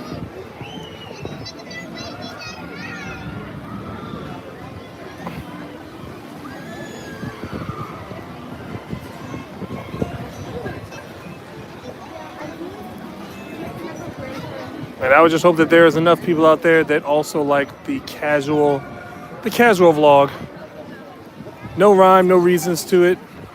It did when I first looked at I'm it. perfectly fine with not getting on any rides, but I know that a lot of people who don't get to come often would love to see a ride, which we do try to do depending on wait times. As I've said before in previous live streams, I am blind. It doesn't really stop me from standing in a line, but because of I get really bad vertigo as I can't distinguish where I'm at sometimes. And when we're going through a queue, it's kind of like, I don't want to say, it's almost like a sensory overload because sometimes the queues will zig and zag, which kind of spin me around, and then I can't get my bearings. And then there's music that my brain hears things and positions it in my head a certain way. And then, let me put this in my pocket for me. And then as we're walking, then that just kind of makes me dizzy. I do not qualify for the DAS service as of yet. Disney, well, yeah, because Disney's always changing, so I assume that they'll get a little bit more relaxed with. You gotta keep it on my head. I'm trying to. Jeez.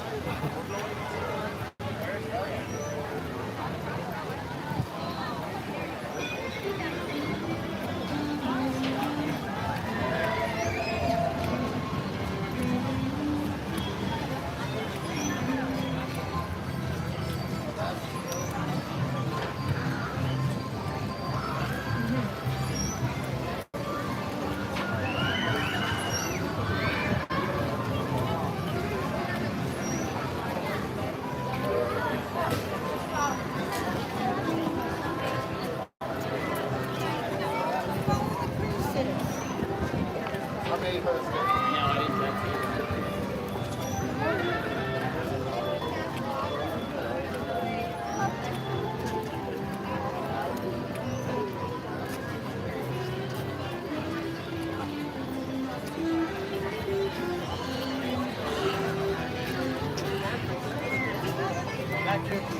This way.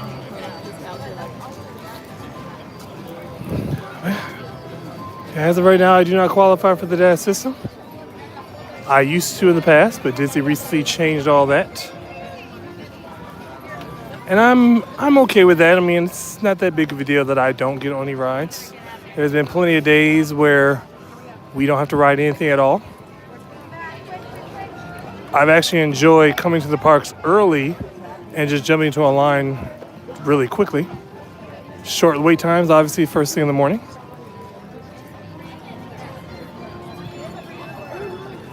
And then we usually wrap up our streams anywhere from about 1 to 2 o'clock, depending on the day. And since we started fairly early, we started streaming about 9, just after 9 o'clock. Maybe just after 10 o'clock, can't remember.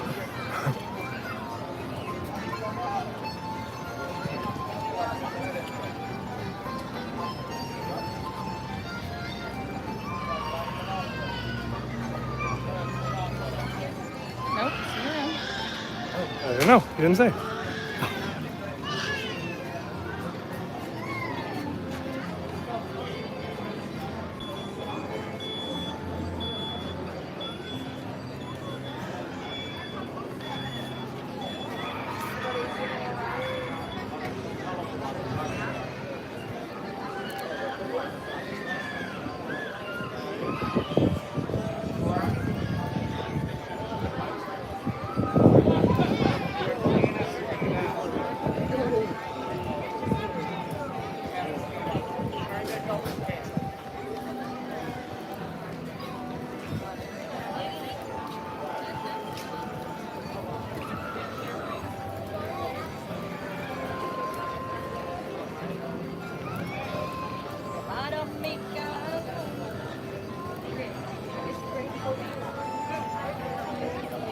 I'd be very interested to know if this music will stick around once the transformation of Frontierland gets completed.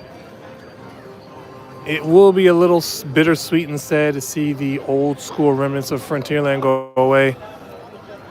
But it would be interesting to see the new stuff comes in and see how it plays well, how they intertwine the theming. Especially because of the fact that Villains Land and Cars Land will basically be sitting right next to each other. Also very interested to see how it will work with the ferry boat. If the ferry boat will actually go away completely, I'd be very interested to know how they would get that ferry boat out of here. I have not ventured into that area of backstage in my time with Disney, so I have no idea how they get the ferry boat out.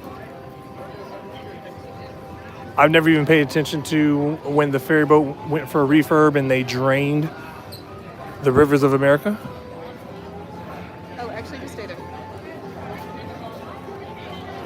But I'm interested to I'm interested to know what it's going to turn out to be. I can't wait for people to tell me what it looks like. I have a vision in my mind, but obviously that's just for me.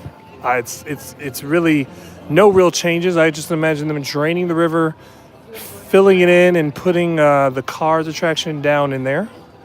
As you could always get a nice little overlook of the attraction. From what I understand, and I've heard various people talking about this, it's supposed to be like an outdoor or like an off-road Cars attraction.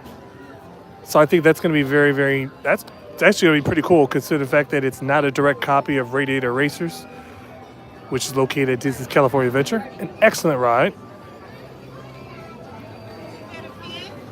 I think a lot of people were upset that we were getting a Cars attraction. I think that most people thought it was just going to be a duplicate of what Disneyland California Adventure has. I wouldn't have minded that either, but I just didn't think that it made much sense to put it in Frontierland.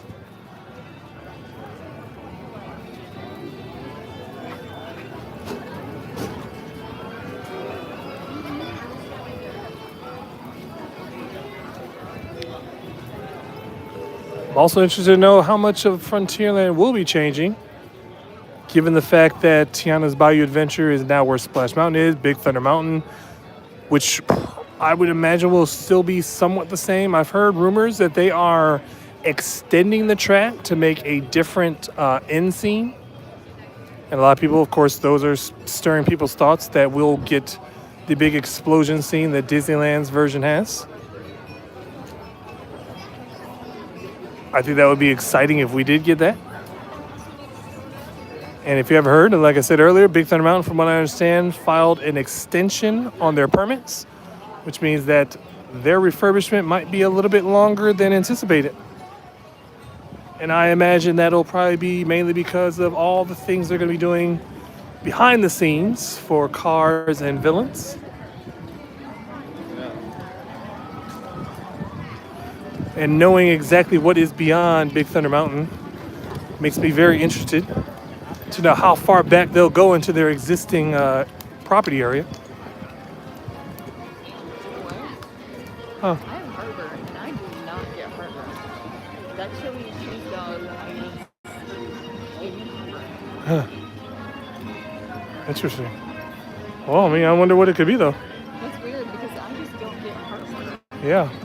It's more like, it's not heartburn, it's indigestion. Oh, well, Like it's sitting high. I wonder if that's because, I'm not a big fan of all beef hot dogs. It's just got a weird taste to me. Yeah. I think Casey's has good hot dogs if you're a hot dog person. But Yeah. I am not. Oh, I'll probably have to stop at the Rapunzel bathroom. Can I go to the Christmas shop? Yeah.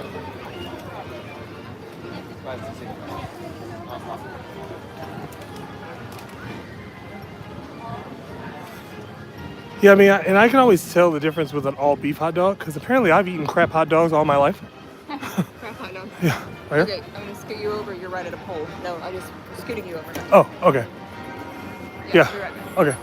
Yeah, so apparently I've eaten enough garbage in my life that when I actually get something that's 100% anything, it's kind of like, ugh. What is this? Like I was never a fan of Nathan's hot dogs, which I know are all beef hot dogs. Never was a fan of Casey's, like we said. And it's not that it's not good. It's just it's not what I'm used to when I eat a hot dog. Get a little piece of you. This is Frontier Lamp. You want to go come? Oh, no, Liberty Square. I think that's also one of my favorite things to do. Being the fact that we've been coming to these theme parks for a very long time. I've been coming here, like I said, since my childhood. My wife really rehearsed with Disney over the past 20 plus years now. And just hearing, this is another reason why I wanted to get on social media, get on YouTube. Because I feel as if I would have to keep reiterating the things that I keep hearing people say in the parks and outside the parks, on social media, other platforms. It's not that it's my sentiments exactly.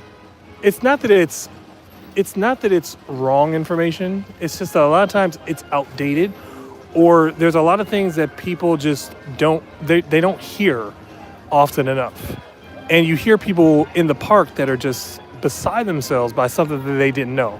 And one of the most common things that we've noticed over the past few years is people don't understand the amount of time it takes to get to the Magic Kingdom. I mean, between parking your car, boarding on a tram, going through security, hopping on a monorail or a ferry boat to the park, and then getting into the park, you could be looking at about 30 to 35 minutes if the crowds are steady. Now, granted, we've gotten to the park in about 15 minutes because the stars were aligned, and we would get to a monorail just as it's boarding, or we would get to the ferry boat just as it's departing. But there's just so many people that just, they think that you're just going to park your car and go right into the gates. And I don't think I would ever get tired of telling people that that's not at all what happens. The other three parks, absolutely. You can park your car, go through security, you're in the park, 10 minutes.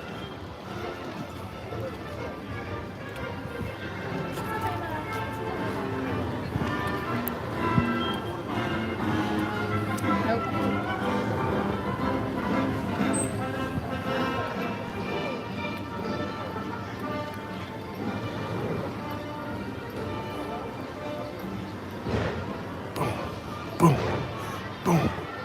Wait for it. Jazz hands.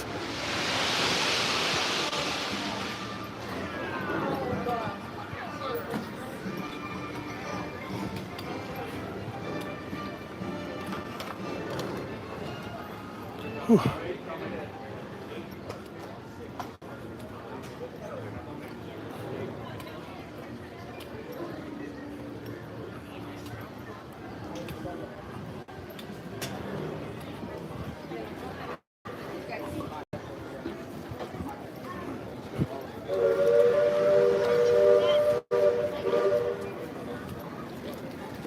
I don't even need to bring us to Cape Cod, right? Jackie, watch out. No, we're not going to be.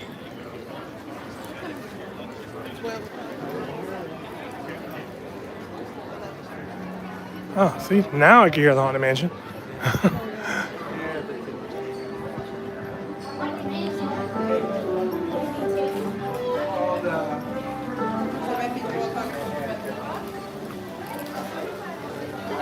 Okay. Keys to the kingdom tour. But I have the earpiece in? Okay.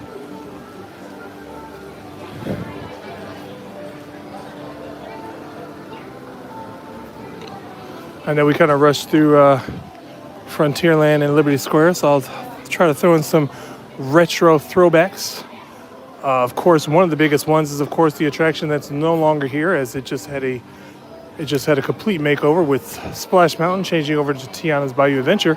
However, I vaguely remember when neither of those attractions existed. However, I don't remember what sat there. And I know something had to have sat there, because I couldn't imagine just Big Thunder Mountain being in that area all by itself. And then, of course, Liberty Square. I would say the only throwback I could really throw out to Liberty Square is something that's more recent for some of you. If you remember, the Muppets used to have a tribute that was located above the Hall of Presidents area, or above the above where guest services is now, where the legendary Muppets Kermit, Miss Piggy, Fozzie, Gonzo, and Sam the Eagle would have a entertaining show enough.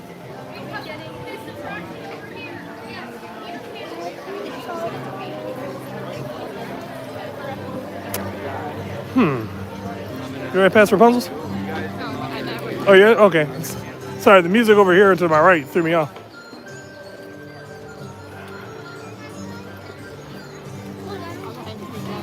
Okay, let me get out of my pocket here.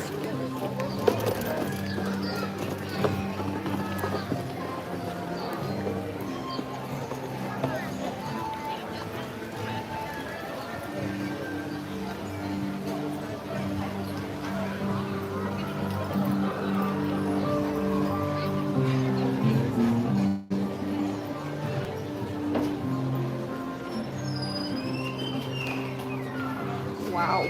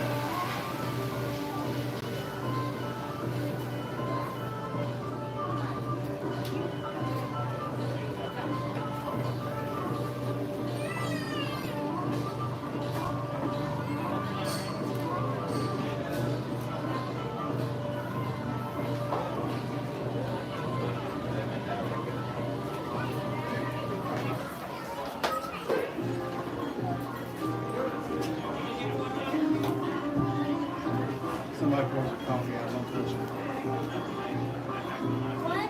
Somebody poured their coffee out. They weren't being very respectful. I'm right here.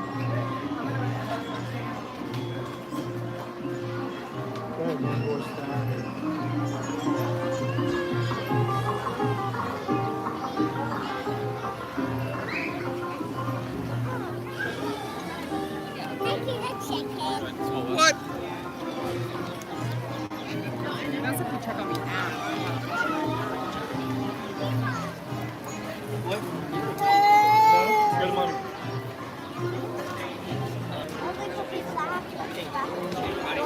Do you want some of this?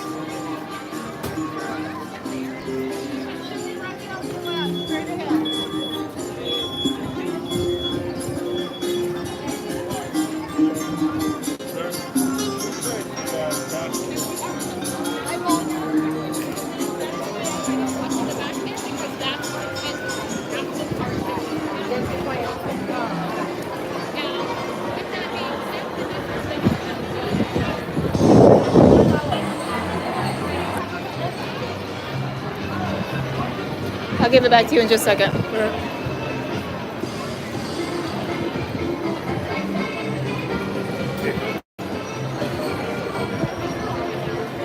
Well, Dave, you want? You just drop me off at Chin Temple Bell stroller parking.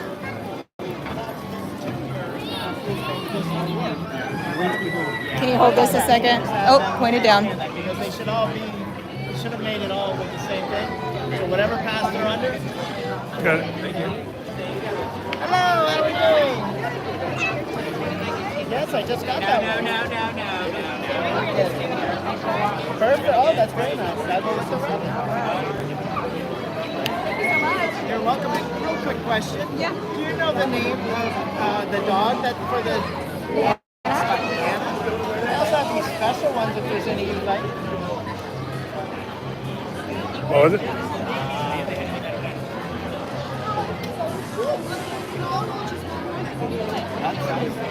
I think so. that would be my guess. All right? Thank you so have a much. wonderful time. Thank What you. was the question? The name of the dog here at Peter Pan. He didn't even have to finish the sentence. Oh. Can I point up now? Yeah. To the right? Oh, thought he had a hard one. Nope. Yeah, in case you didn't hear it, his trivia question. What is the name of the dog in Peter Pan? You don't even have to be an obsessive fan to know that dog's name. I'll drop you off at Bella in just a minute. Okay, no problem. Swinging around. What am I looking at? Okay. Go to the left a little. Left, that direction, okay. Once again, if you are new, please forgive our camera working. You are in the hands of a blind man. As we are here at Disney's Magic Kingdom on a wonderful Thursday as it's climbing into 86 degrees. It's the high today. It was about 77 this morning, which is pretty good for 9 o'clock in the morning. Florida's getting to be a little bit more Florida. We are here primarily for the pin trading, but also just for people to soak in the sounds. I understand a lot of people are watching us or listening to us as they sit in their offices for the workday. I would like to do something in the afternoon, not necessarily for the park's sake, but I know that a lot of our returning viewers really tune in the late afternoon, and we just have so much going on because we pick up the kids from school, and then there's dinner, and then we like to wind down. I do want to do some live shows from the house. I do actually think that I want to transition to doing more live shows from the home. That way we can actually get inside the chat in real time, because I know a lot of people, they come in, they may say something, but we don't have time. In the past, I should say, they've said something and sometimes we don't have the time to read the chat. Once again, I am blind, so I cannot actively check the chat. And my wife, she's on a mission. She's on a mission from Walt to do all the pin trading. That is pretty much what we've been doing for the past few weeks, is primarily the pin trading. We do like to get on rides occasionally, depending on the wait times. Like I said, I can't do anything more than really 20-25 minutes, depending on the queue, as I cannot do the winding of the queue. It disorientates me.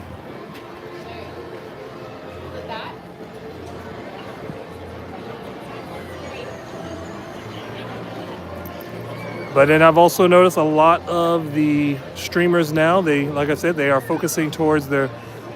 I just wanted to tell you something. I think I have a hair on me somewhere. I just wanted to tell you that. I mean, I kind of do, just because. Say it again. I kind of do, just because. Okay.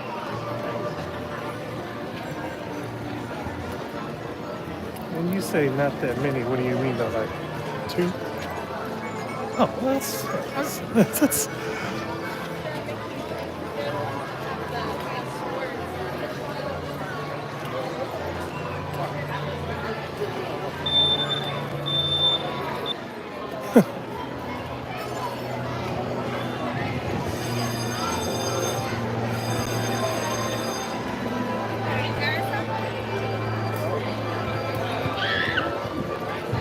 But yeah, like I was saying, I would like to transition to doing more of an afternoon vlog from the house, and then we could focus on just providing a little bit better content once we get used to it as far as regular videos.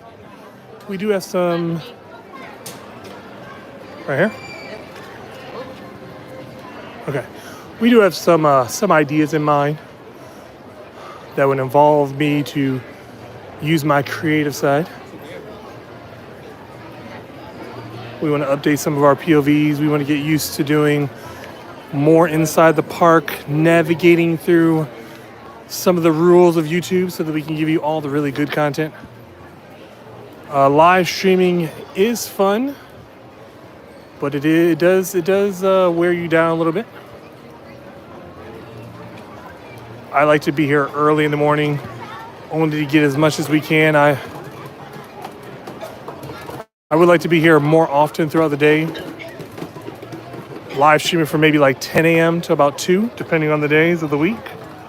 But sometimes it just doesn't fit into the schedules as we have so many other things that we're trying to do outside of the vlogging world.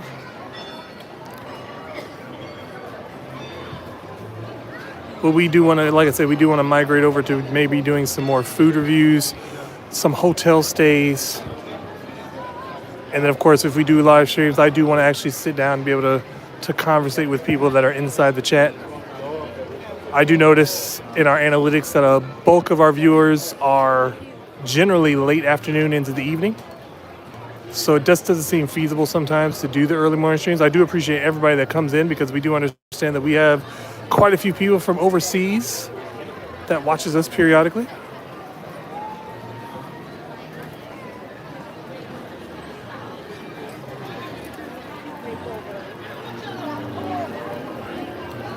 And as always, once again, just go ahead and like today's video, subscribe to the channel if you have not. Hit that bell notification so you can be informed whenever we have another video coming out. There.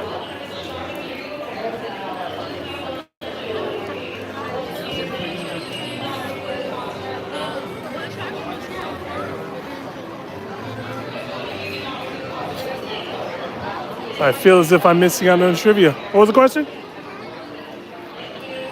What was the question? What attraction is right here before it was very difficult?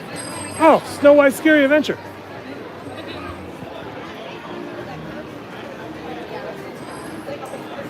I think so, yeah. Huh, thought you had a hard one.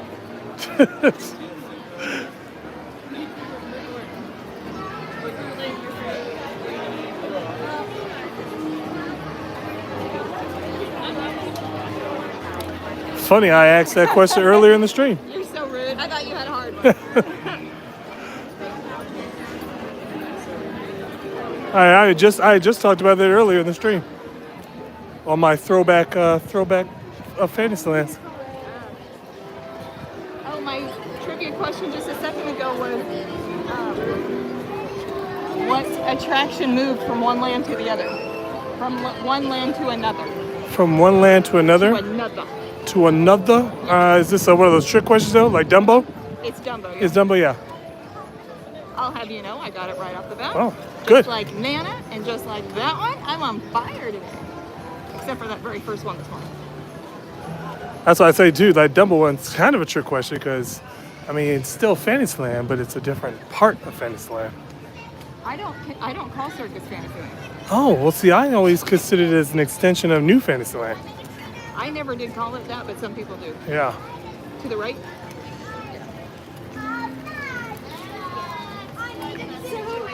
And so I was like, you're towards hello. That's a good situation. That makes sense. Let go for a second. And as a further update for anybody that is new or just tuning in, even on the replays, I do not use assistance with a stick, and we do not have a what's it called? We don't have a dog companion. I forgot what they call those, sightseeing dogs. You're welcome. I just hold on to my wife's shoulder when we're inside the parks, which can be annoying for her more than. But only because I feel as if I bump into enough people on a busy day, and I don't need what would you say, a stick is about 4 feet tall? I don't need a 4 foot tall stick tripping people that I can't see. Stroller parking is packed. Oh, really? With strollers that are not being tended to? Yes. Per usual? Even anywhere for you to sit. Not even at the end of the rock? You know, Up by Greeter? No, the boulder at the front of parking. The big boulder that kids aren't supposed to climb on, but they always do anyway. The end of it down here? Yeah, by the you. walkway? Yeah, the beginning, where the Oh, yeah, that's full. that's full. Okay. Yeah, it's full. Well, You can sit right here. No, you can sit right here. okay. Where would I be facing? You gotta swing around. That's how we're You're right behind guest experience.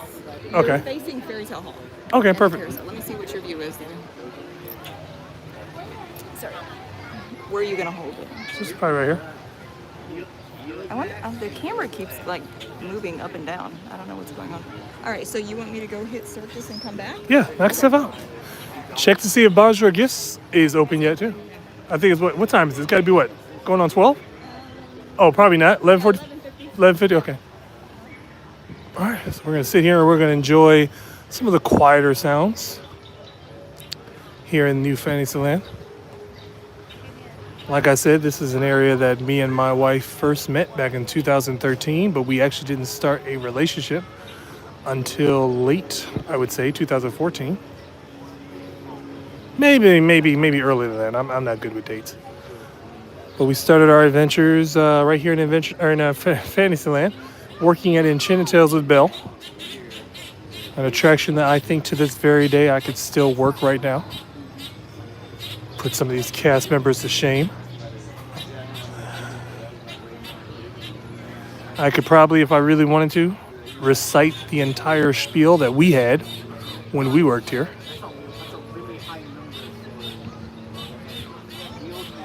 Definitely Enchanted Tales of Belle is definitely an attraction that has been kind of lost by the wayside.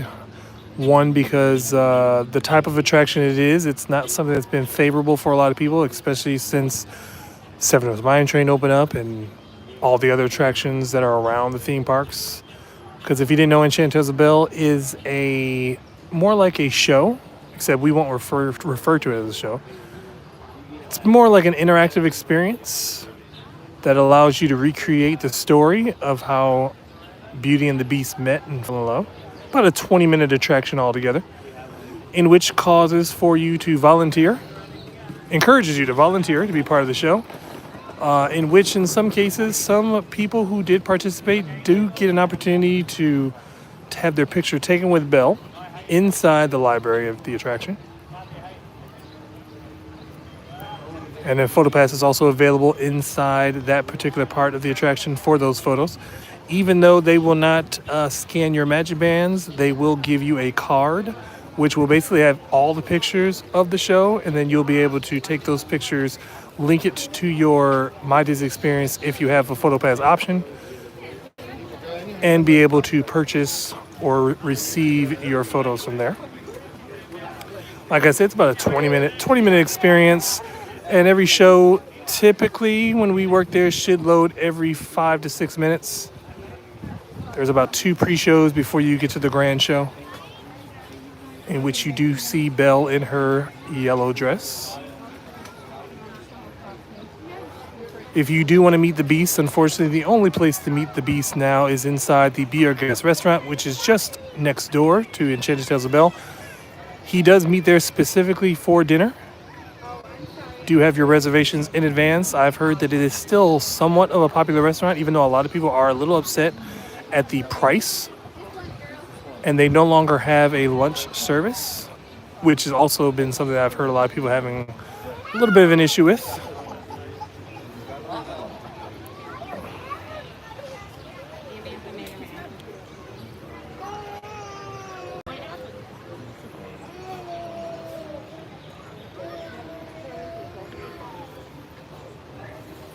Mom, where's that sunscreen? You ready to the left, right?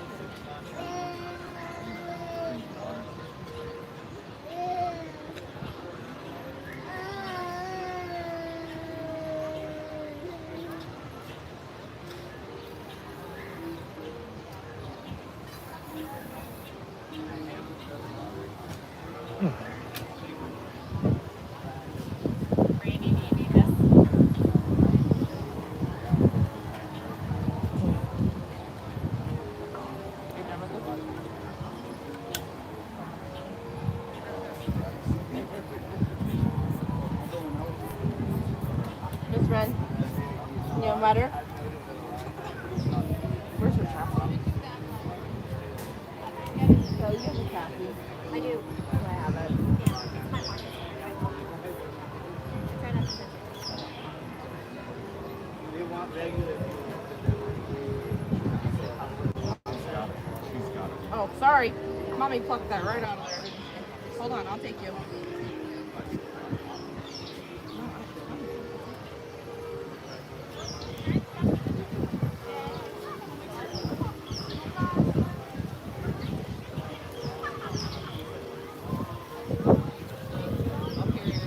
There's no sense of putting her back in. We're getting her right back out of there.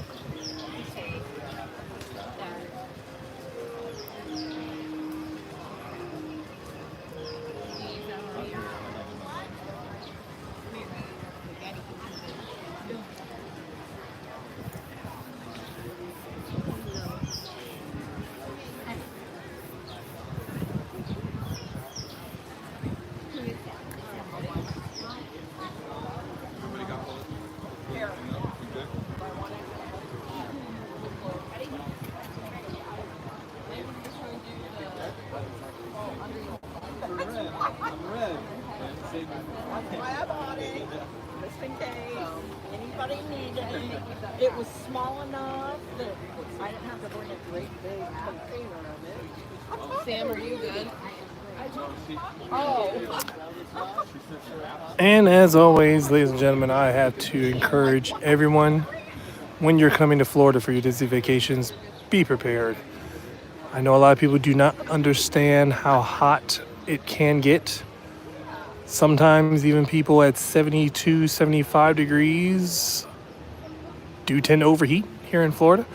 It's not necessarily the heat in itself. Sometimes it is the humidity. And even though the humidity isn't as thick as it will be in the next few months, I can definitely understand when it's too hot for some. I also did live up north for the better part of 26 years of my life. But I came down here knowing and wanting all the heat.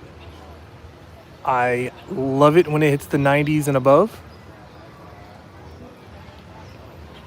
But at the same time, I do understand that everybody is not built that same way. So I encourage everyone to drink plenty of water, take plenty of breaks, and even bring some sort of like Powerade or Gatorade. Because even though water is great for hydration, sometimes you do need those electrolytes. And I've noticed a lot of times when they do have calls of dehydrated people, the first thing that they do administer is, of course, Powerade. And then a lot of times when you go to the hospital, when they want to treat you for dehydration, from what I understand, they attach you to an IV with saline. So even then, they don't give you direct water. But it does help to drink plenty of it. And mix it up again, like I said, with some electrolytes. Bring plenty of snacks just in case, because another thing too is that a lot of people do get rather hungry, especially when they have little ones. Always listen to the little ones. Sometimes that crying isn't just to be annoying.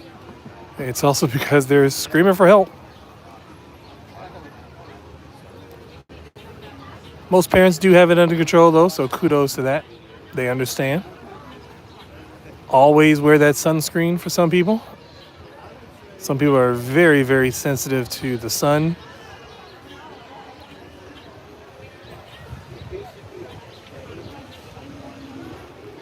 I am fortunate enough not to have any problems as of late as far as the sun goes. If anybody has known me at all, I actually go long periods of time in direct sunlight when I was a cast member.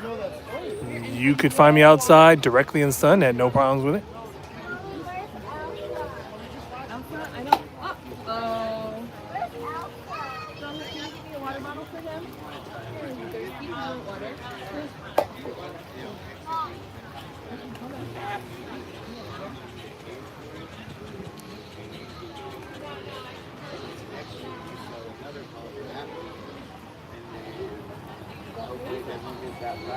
Please and bear with us right now as I'm just chilling in Fantasyland right now. My wife is out pin trading at the various stations around Fantasyland. It's pretty much the basis of what we've been doing the last few days, just having you tag along while we do our pin trading, so that anybody just wants to get a little bit of the buzz about Disney.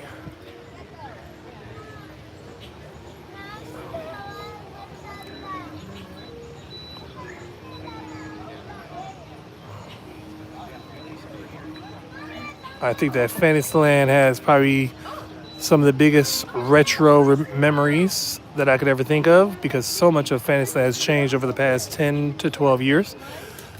New Fantasyland changing the atmosphere for the entire area. And 20,000 Leagues Under the Sea, which closed in the mid-90s and was left dormant for a very long time as just scenery, has since been completely demolished, filled in, and that is currently where the Seven Dwarfs Mine Train is located, as well as Journey on the Sea with the Little Mermaid.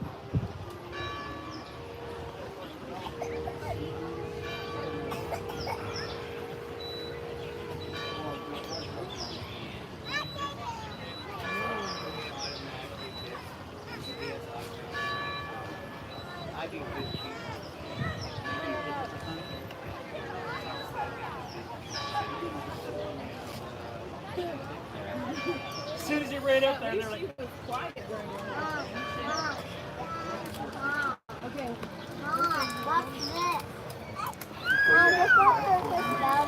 And you loved his vest? It was the most It was 12 strikes of the bell, signifying 12 noon. That's probably the first time we've actually caught the 12 noon bells. I know we had a viewer some time ago that always wanted us to record the bells. We just never got back here in time. And now here we are, probably 6 to 8 months later, we finally recorded those bells.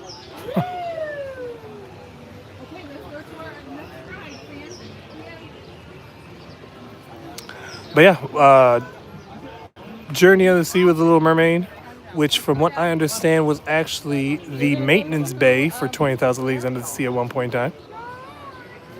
That shows you how massive the 20,000 Leagues Under the Sea attraction was. And then right across this way from 20,000 Leagues sat Mr. Toad's Wild Ride, which has now been converted to the mini adventures of Winnie the Pooh.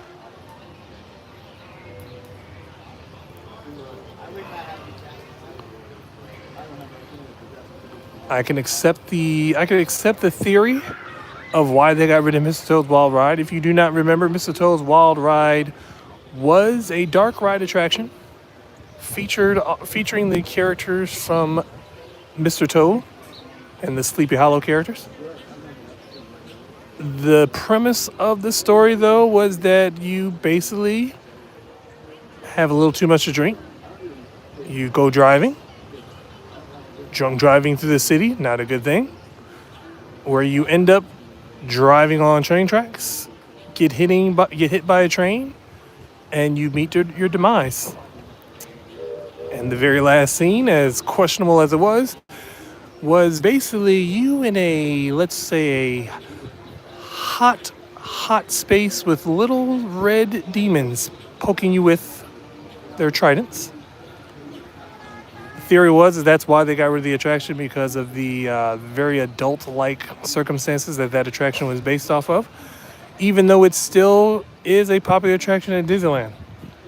So I don't know how true that theory really comes into play when it's still featured in its original form in Disneyland. And as the trivia question was earlier, and something that we talked about earlier in the live stream, Princess Fairy Tale Hall, which was formerly Snow White's Scary Adventure. So a lot has changed in Fantasyland, including, if anybody remembers, when Dumbo actually sat just behind the carousel. They have since moved the original Dumbo over to Storybook Circus, in which they've duplicated. So now the original Dumbo is still functioning, and it also has its duplicate sitting right next to it. And of course, Goofy's Barnstormer, which came later in East Toontown Circus as well.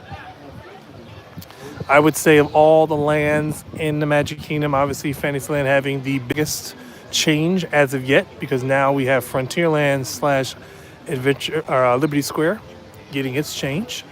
that probably won't be happening until, I would say, we probably won't even really see anything done until 2028, 2029, as far as visible construction being done.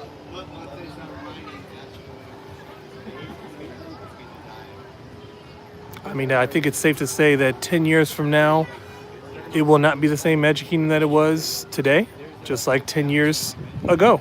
It's not the same as it was.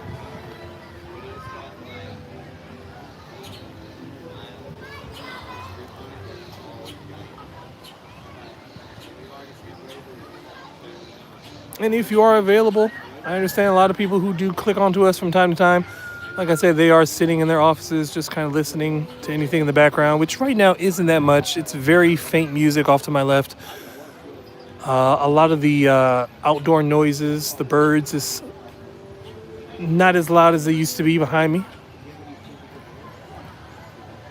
I even think they've turned down the music for Enchanted Tales of Belle. You used to be able to hear that music pretty prominent throughout the forest area as you entered into her area, but now it's pretty much just up to the house. You have to be up to her cottage to hear the music.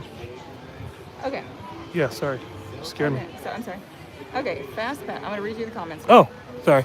Fast Pass is here. He said, yesterday I got a notification that you were on and I clicked it and you went off. Oh. How long are you going today? Jenny's guiding Charles through Disney like a pro. She doesn't need a map, just an uncanny sixth sense for where the Beverly is. Oh, jeez. And then I told him that I had dropped you off and we were not live yesterday. Robert, hello. Hey, Robert. We weren't live. Oh, no, yeah. Yesterday I went to the vet. I got checked out. I got my dewormer. Miley went to the vet. Yes, and we found out how fat she really is. Okay, some of us are chubby. There's a difference between chubby and then there's Miley. Well, Long-haired Chihuahuas are usually about 2 to 6 pounds. She came in at a whopping 14. What did you just put on my arm? On my leg? Your my phone. Okay, I just can't making put it sure. on you will never guess what pin I got. I'm just gonna tell you because you won't guess. Is it Jaws? It's a Facilier, a good one. Oh. I almost thought you said facilitator. A Facilier. I was I supposed- said, sir, that is a holy grail. Well, because you got the Frollo the other. Well, yeah, you got a Frollo the other He day, was right? just a finisher for a new set. This Oh. is not part of a new set. Oh. It's a 3D pen. Oh. I also at the same place got another really neat, unusual pen. So pretty happy. Do you want to walk with me? Any trivia with it? No. Are you okay walking with me? Yeah. Or did you want to see him? I can't I'm- read you the comments. I'm fine because there wasn't really anything. It was a lot of private conversations. I don't know if it got picked up on camera. Well, one of it did. I'm pretty sure because they were standing right next to me. But I don't want to be all loud talking into the camera while people are trying to get their babies situated and everything. Oh, okay. Oh, I just need to tell you something. Going again? Yeah, if you don't care. Yeah, I don't care. Just because they also got switched out. Okay. As I said before, we're on a mission. A mission from Walt to do all types of pin trading. I'm just on a mission in life. This is just who I am. Oh, was Bonjour Gifts open or no? Yes. Oh, Yes. apparently that was good then. Yeah. Well, The emphasis on yes. Yes, Lord. yes, Lord. Hallelujah. What was just Medea Kendrick Lamar? Hallelujah. They not like her. They not like her. Ma to the damn DEA. At 3 o'clock. Little girl, quit popping that gum. She's the best.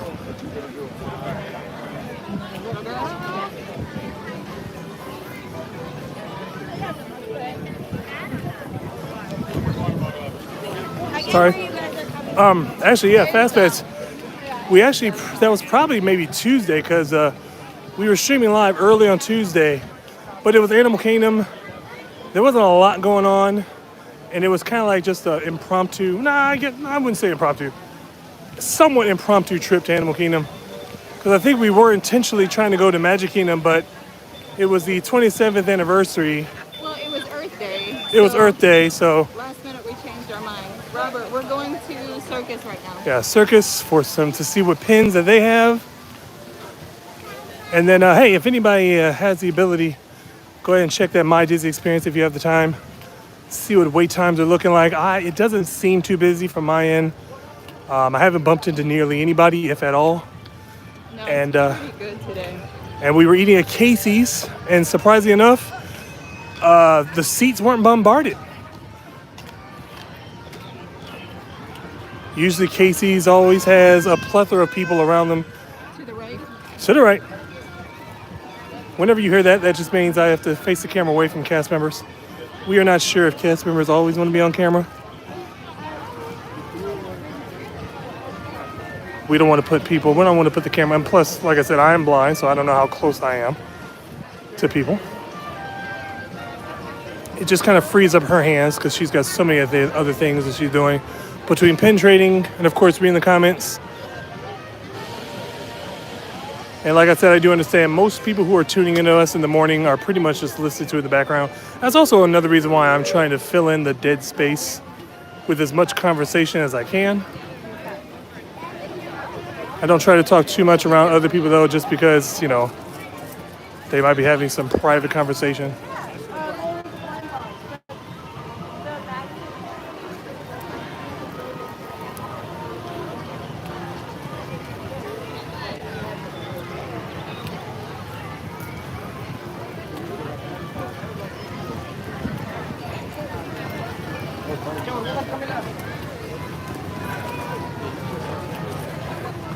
And like I said, we actually had the idea for this channel several years ago. I always felt like I always would get my Disney fix by listening to like background music and POVs. And that is the general direction we want the channel to go to. I do enjoy sprinkling in the live shows as we can just to fit into the algorithm. But once we get some consistency, we would like to try to do actual videos. Like I said, we have some ideas on future POVs that will probably showcase some of our talents a little bit better. We have talent? Yeah, we got some talent. Those are different. Sorry. Those are a different kind of talent.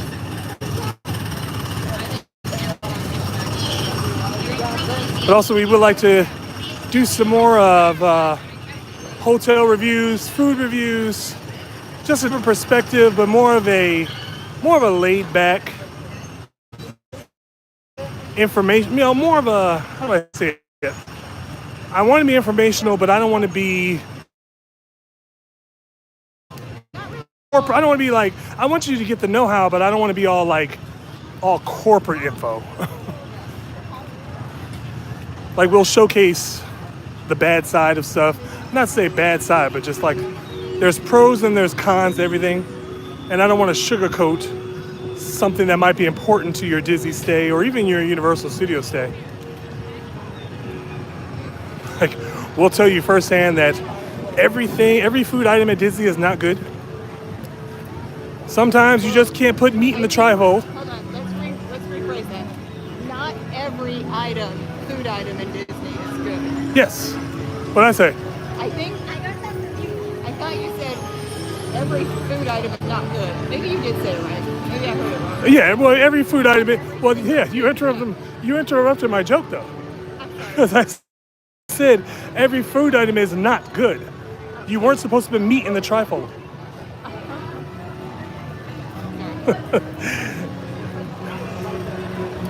It was not good.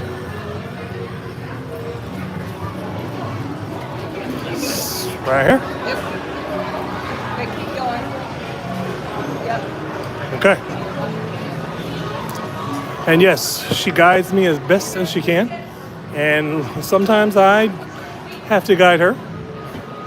Sometimes we do get turned around and I have to rely on my Disney senses to pinpoint exactly where I am. Like right now, I couldn't tell you exactly. I feel as if I'm in a gift shop. I feel as if I'm in and out of a gift shop because I've got AC to the left of me. Let me take a wild guess. That was what, Space Mountain's gift shop? No, that was Star Trek. Star Trade, okay, yeah.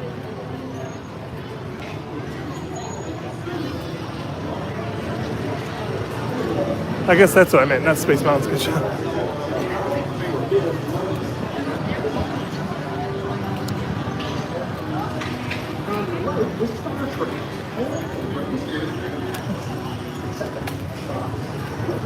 Ooh, back in Tomorrowland. Oh, I had said this earlier. So now that I'm back in Tomorrowland, one of the throwbacks, Throwback Thursdays here in the Magic Kingdom for Tomorrowland. I said earlier I was talking about Alien Encounter, the extraterrestrial. Across the way there was an attraction. Now the Monsters Inc. laugh floor is located there. But years ago it was an attraction called the Timekeeper, which was hard to explain. It was basically 360 vision, and it was like you were in this room that was actually transporting you to different times, obviously. And it was so that I'm going to say this, there was no real indication. It did sound very genie-like. And this was probably about, I would say 95, 96 when this attraction came out, which was right on par because obviously Aladdin was only a few years from then. What was Aladdin, 92? 92, 93? That one I don't know. And then of course when Timekeeper did close down,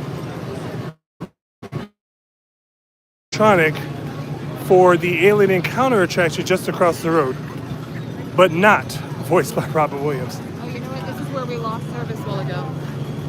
We'll put you somewhere else. Okay.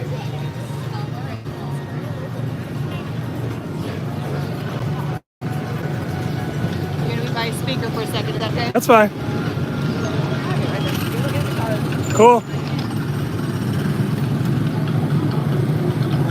I'll also give you everybody who's listening a sneak preview. Somewhere in the future, we do want to do a paid membership program where we will showcase some of the, I guess, more interesting things that we do throughout the day. And we have an idea that involves the Speedway. We just don't really know exactly how we're going to pull it off. But that won't be until like future projects.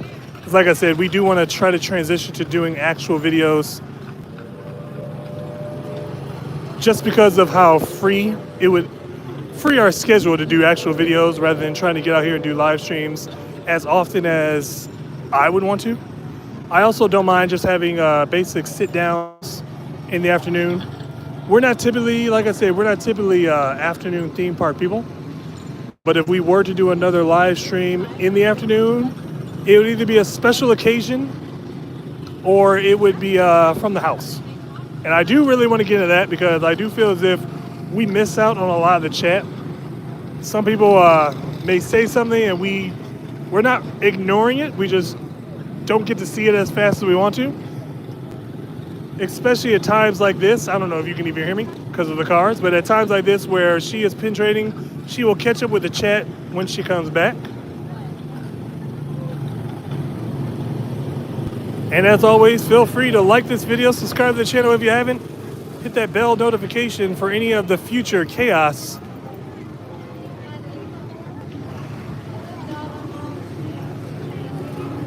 I also have something that I would like to do for the video, but I just don't know if we'll be able to do it. And it showcases, as I said earlier, one of the things that's very surprising for some people is the amount of food that I could put away in short periods of time. And I feel as if this is where my YouTube, watching me eat myself silly and taking on anything that they say is an all-you-can-eat buffet as a physical challenge. Where's Mark Summers when you need him? You didn't get that reference, did you? I think so. Physical challenge? The kids game show. Yes. Dare. Double dare. Physical challenge.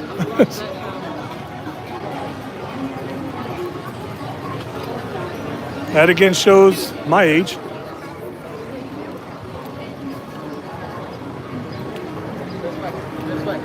What's anything on that board or no? No.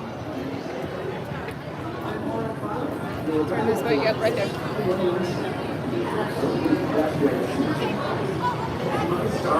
And also, another fun fact about Throwback Thursdays. Before Alien Encounter, if anybody is old enough to remember, I believe the attraction was called Flight to the Moon, which was an interesting attraction if anybody remembers. Basically, it was let's put in the retrospect, this is the late 90s, or I'm sorry, the late 80s, early 90s.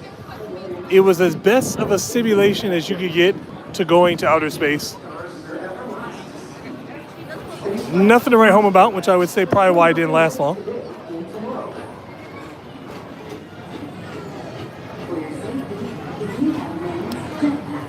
I think that they should just take that part of the ride, take that Stitch's Great Escape, and just turn it into a forever meet and greet for various characters. Oops.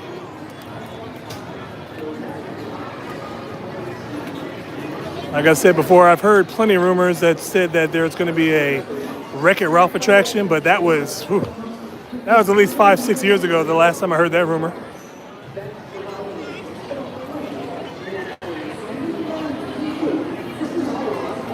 And bear with us as we enter into the loudest land in all of the Magic Kingdom.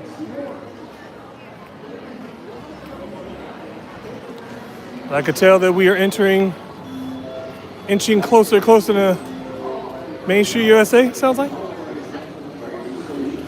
As another castle show might be going on. Can't hear where they are. Sounds like they're in Tiana's. I could be wrong though, because all I hear is, oh wait.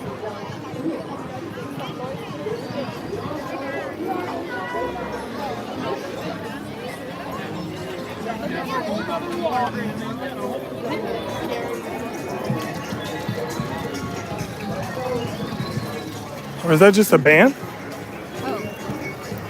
Oh, yeah. Philharmonic. If I go up Main Street, are you going with me or are you going to sit in front of the castle? Well, if it's the castle show, I'll probably just come with you. I'll just sit outside somewhere. It's 12:22. They're not starting right now because Philharmonic's out. We'll be probably, well, what time is? Oh, yeah, that's true. But won't there be one? There'll be one right before the parade or just after the parade? Because I know oh yeah, they should be at lunch. So no, I should be good standing out front.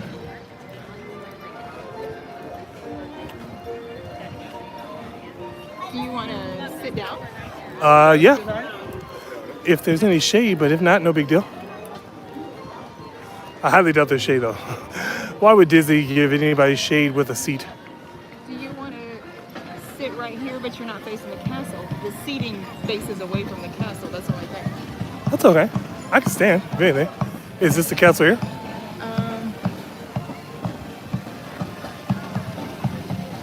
You know what's... oh, never mind. I need to use your phone 1 second. Okay. Please hold. We'll be back momentarily. We'll be back. Let's scoot over. Just... You can... Yeah. Scooching. Scoochy boochies, Tony. Okay. Now... I don't know. Do you want to stand or you want to sit somewhere? Okay, I can stand.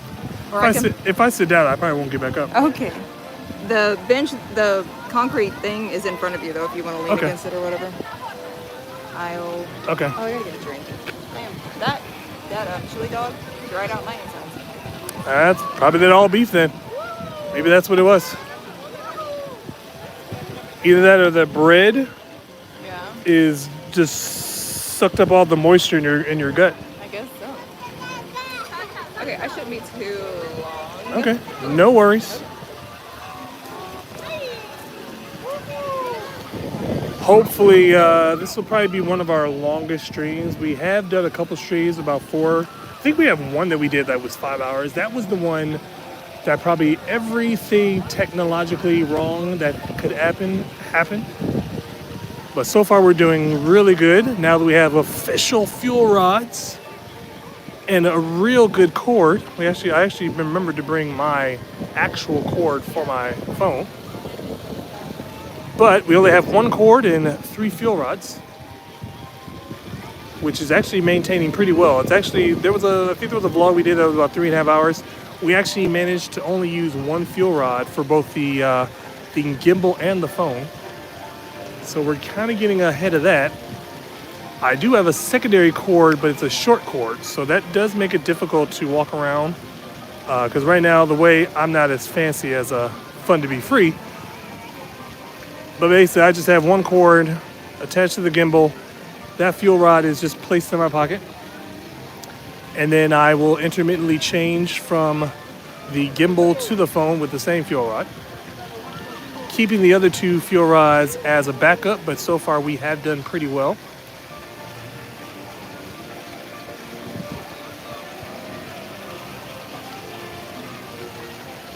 And when she comes back, she'll probably be checking those comments, hopefully. And then maybe some of you can generously put down some wait times down below. I am specifically looking forward to maybe doing either Pirates of the Caribbean or the Haunted Mansion. Those are 2 of my favorite attractions, if not all-time favorite attractions here at the Magic Kingdom. And also it's a little bit more special because I was given the ability of working both those attractions back between the years of 2014 to 2016. I still hear some familiar voices, and they do occasionally see us as we walk past the park. Or as we walk past the attraction, I should say. Shout out to any of them that are watching on their break. You don't have to say anything.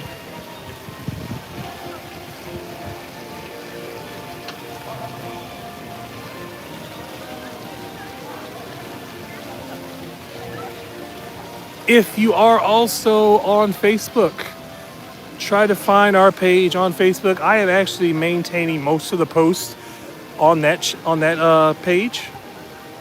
If you happen to see any photos, that's probably going to be her, because she knows where all the photos are. But any other posts will be made by me. I don't really remember how many people we started off when we got that channel, but I keep getting notifications of the various people that have joined that page. I'm very happy with some of the numbers. I've also been making myself noticeable in other Facebook groups. So we're getting a lot of good feedback on a lot of things.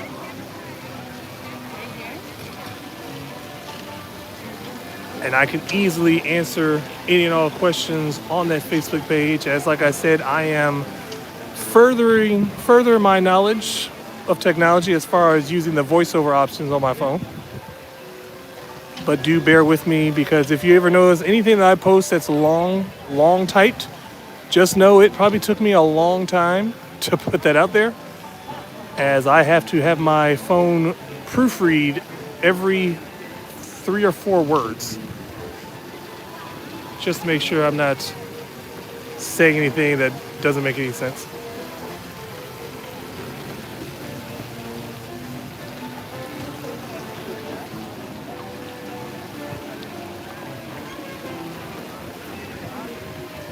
Now here's an ultimate flashback, little throwback to the old days of the Magic Kingdom. Since we're looking at the castle, I assume still looking at the castle. I don't know if I've actually turned away or not. But does anybody remember when there were trees around the centered hub where the partner statue is? Back before they remodeled the entire hub, there used to be a canopy of trees and benches. That was probably the only good spot for some shade. But it simply had to go away as more and more people wanted to get those great spots for the fireworks. And at one point, they actually turned that central hub area into a firework viewing spot.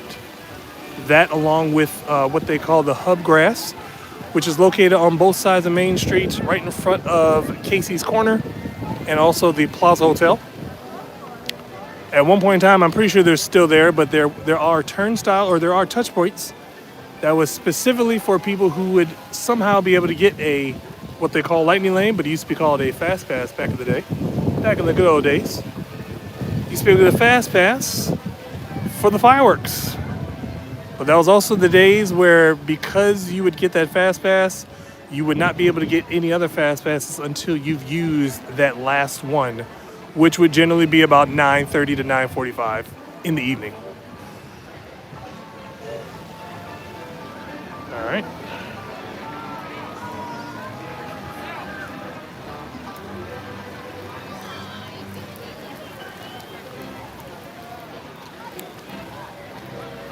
But yes, the hub, as we like to call it, the center hub right here, where you will start to venture into all the different lands, was a lot different, I would say, about 10 years ago. There's a lot more waterways, a lot more seating options, a lot more picturesque spots. It looks good now. I do like the new version of the hub area. It's more like a old school park. It really gives me the vibe of the park area at Mary Poppins.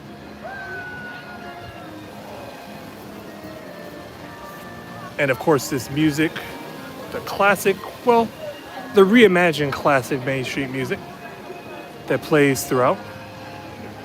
And may I add, if you are looking for any of that classical Disneyland soundtrack, go ahead and check out fastpassradio.com.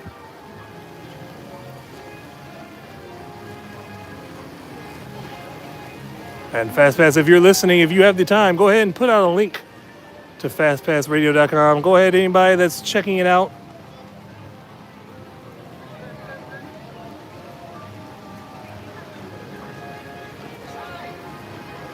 And I'm also going to throw out another little shout out because I know some of our viewers have trickled in from another live streamer that we watch from occasion, and that is Fun to Be Free, starring John. He streams daily at 2 p.m., giving you all the insight of information on whatever topic he is putting in the title. He had a lot of information to say over the last few days about the future of Disney's packages, 2026 vacation packages. He's done videos on the free dining or the dining plan in general. So go ahead, if you haven't gone to Fun to Be Free at 2 o'clock, go ahead and check him out. Tell him This Time sent you. And if you're already joining us from Fun to Be Free, and then go ahead and leave a comment down below and say that Fun to Be Free sent us.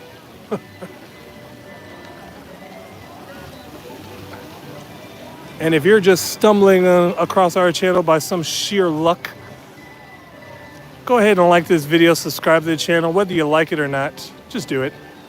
Helps with the algorithm. Makes me feel good. Also, because today is not an Epcot day, so there will be no Beverly today, FastPass. No Beverly.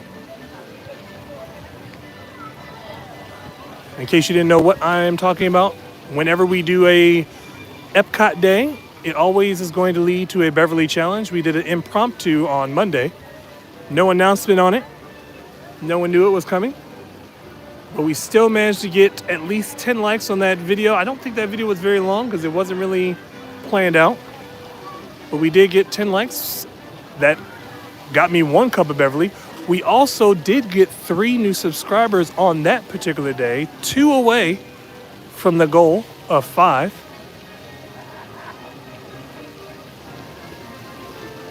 So once again, I would like to thank the people that have taken the time to like this video and all of our other videos. I'd also like to thank the people who've subscribed to our channel over the last 28 days. I did get a notification that we have received, I believe, 30 more plus people, which to me that means a lot, considering the fact that I literally felt like we were getting nowhere when we first started the channel just a couple years ago, or I should say put all of our focus into the channel. And then we did a 24-hour live stream of various things of the Magic Kingdom and other parts of the park, which I think got us a lot of the people that we have now, whether they're tuning in all the time or not. I would like to do another 24-hour live stream, but I just want to make sure that the content that we put on a 24-hour live stream is actually worth people actually watching. Like I said, the one live stream 24-hour that we did that was a success was a shot of probably what you're seeing now, the Cinderella Castle. And it also featured some of the music in the background as far as the parade going by and everything like that.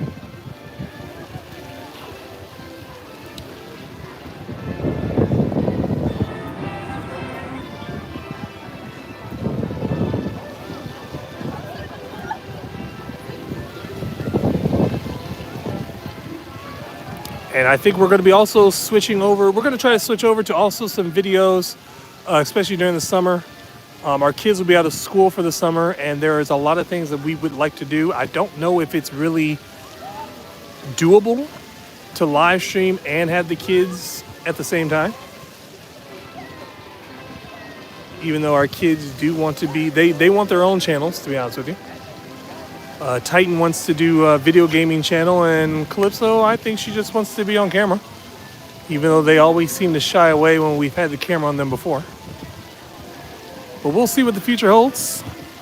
I'm also hoping that we can get quite a few new subscribers before the summer happens.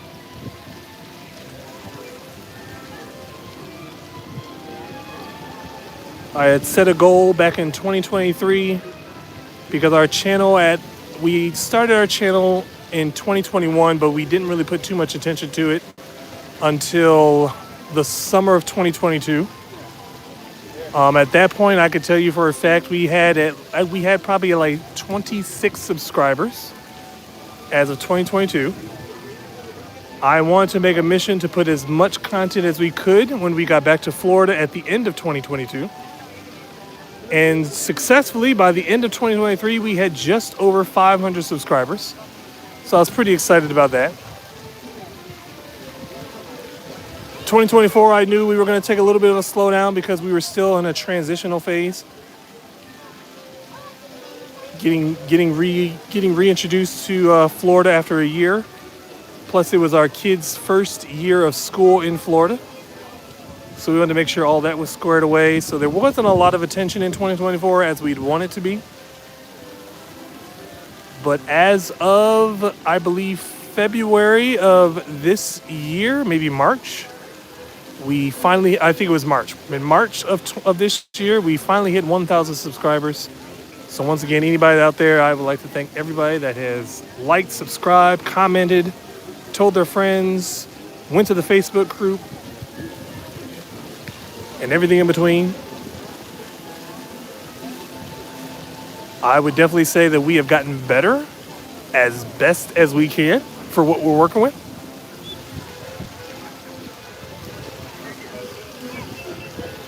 So far, we have upgraded our phones. We have upgraded our gimbal, even though I think we're just one stage below the professional vloggers. We've upgraded our refueling stations. Like I said, we have actual fuel rods now that actually we don't even have to exchange because they last pretty much during the day that we are streaming. Then I just go home and just recharge them. Which reminds me, I will probably, please bear with the view. I'm not going to know what you're looking at right now as I'm going to have to switch out. Or I should say I'm going to have to displace the cord from the gimbal and switch it over to the phone.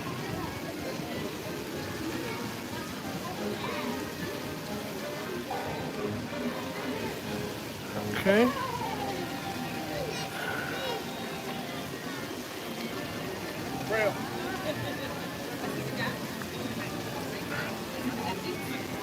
Hold on.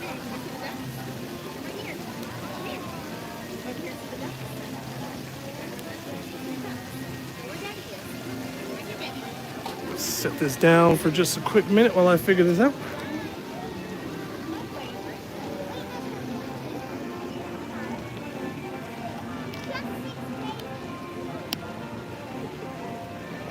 Aha.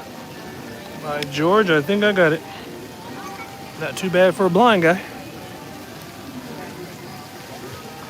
Hopefully I didn't disrupt anybody's view.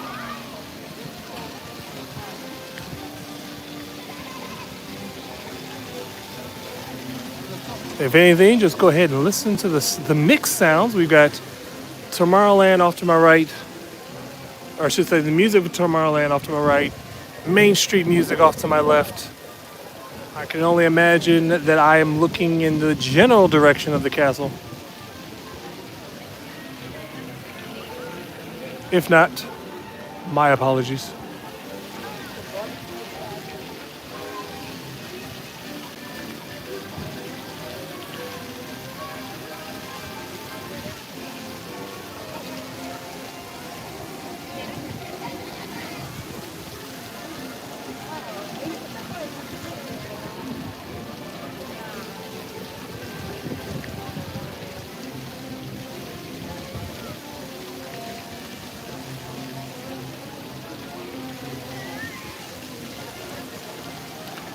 And as I stated earlier, it does not seem to be that busy in the parks at all. We went to Animal Kingdom on Tuesday. It did seem a little bit busy for Animal Kingdom, but that's also because Animal Kingdom, as far as the theme park in itself, it's one of the smallest. Even though it's the largest theme park, it's mainly because of the huge safari ride. But I feel as if Animal Kingdom is probably the tightest park to walk through. So that's probably why that theme park felt so busy on Tuesday. Epcot was very empty. And it feels like this way for Magic Kingdom. So I would safely say that a lot of people who enjoyed their spring break and their Easter, they're all back home now. I think that this is the calm before the storm, before supposedly the big rush of people for Epic Universe will start to come through. I am personally waiting to experience Epic Universe myself without watching too many people. I've seen some of the people who have talked about it. Obviously, those are the people that couldn't film on the ride, so I've not seen any of the POV footage from the official Universal Studios sites or from the people that were given the ability to film on the attraction. I've only heard great things about it at the same time, but I have my reservations because the summer has always been a slow season for Florida, whether people want to believe it or not. I think that Epic Universe is just to try to counteract that, but because of the fact that no one's really trying to spend money, I just don't want Epic to be disappointed. Sorry if I seem to be fading away. I don't want to get too close to the people that are next to me over here to my left.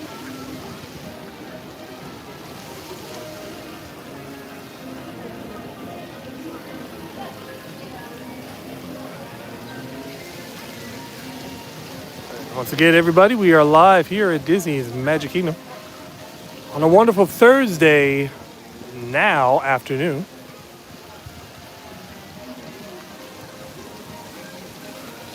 Temperatures should be climbing definitely into the 80s by now. I think it's going to be a high of 86, I think is what it said earlier today.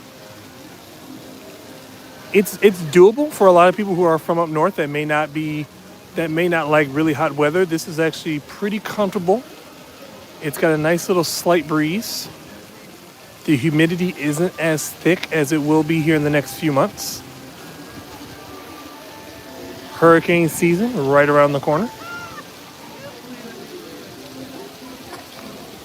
That is, of course, when you'll start to really feel the heat.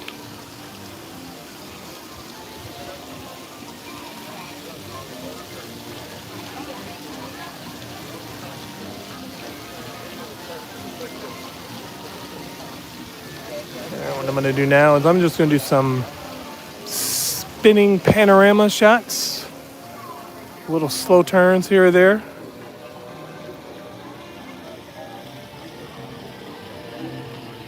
Let me know if I'm doing a good job because I can't see what I'm doing. Uh-oh, we got maybe a castle show starting.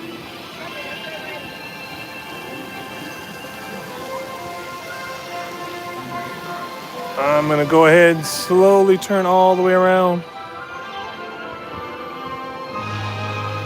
Once take a wild guess. And I'm gonna say right around here.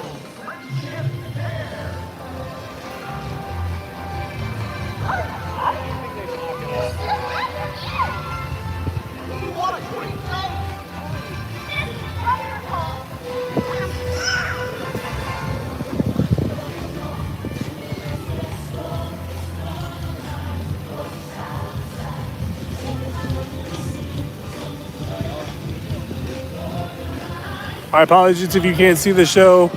I hope you can at least hear the audio.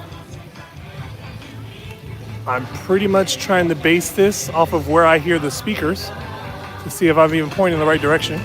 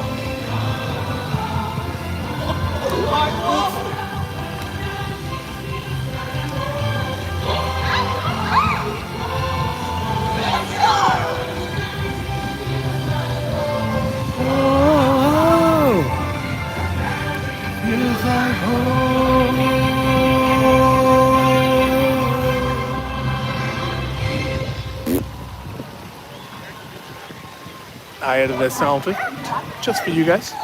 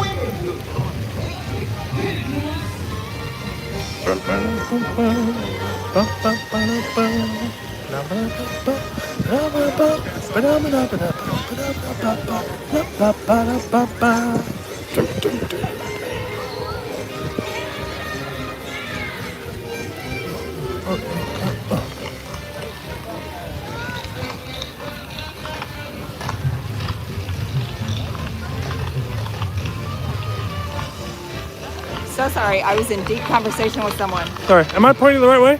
Yeah. This was just a guess. Okay. Fast Bus was killing me. He said, smash that like and hit subscribe. Jenny snuck off to Pen Trade again, and Charles is standing by the castle wondering if this is how Home Alone Magic Kingdom Edition starts. Robert said, Charles, you have a good singing voice. Oh. Then he said, Jen's probably having a fiesta at Mexico, right? I should have. Oh, Ride Tracks is here. Hey! Ride Tracks, this may be the greatest park streaming channel ever. A blind man perfectly rotating to the castle show, all based on sound, and he sings along, adding sound effects. Yeah, I actually made a little farting noise. You made a party? Yeah, it was like when I stopped singing, I actually was like, and like, And it was like right there in the camera, like, well, I just added that one in there. No, literally, I forgot that I sat down and was facing away from the camera. Oh, you did, yes? Yeah, so then when I stood up to just do a side shot, as I was spinning, I heard the music starting up. So I just turned around and realized, oh, I've been facing away from the camera the whole time. And then I just kind of pinpointed where the speakers were. Yeah? And yeah, I was just like, I don't know if this facing the right way, but here we are. That's so funny. Fast pass. Thank God Jenny's back. Tired of looking at the back of that guy's head. Sorry. He shouldn't have been there.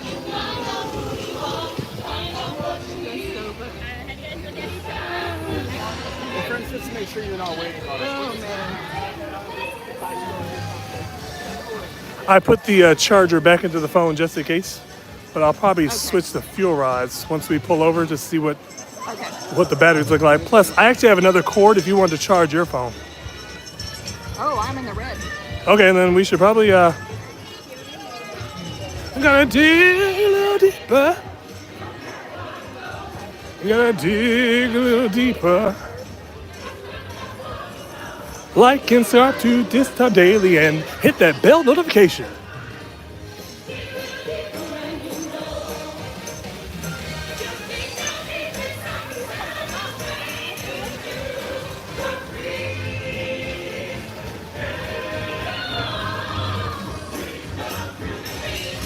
Like, subscribe, like, subscribe, like, and subscribe.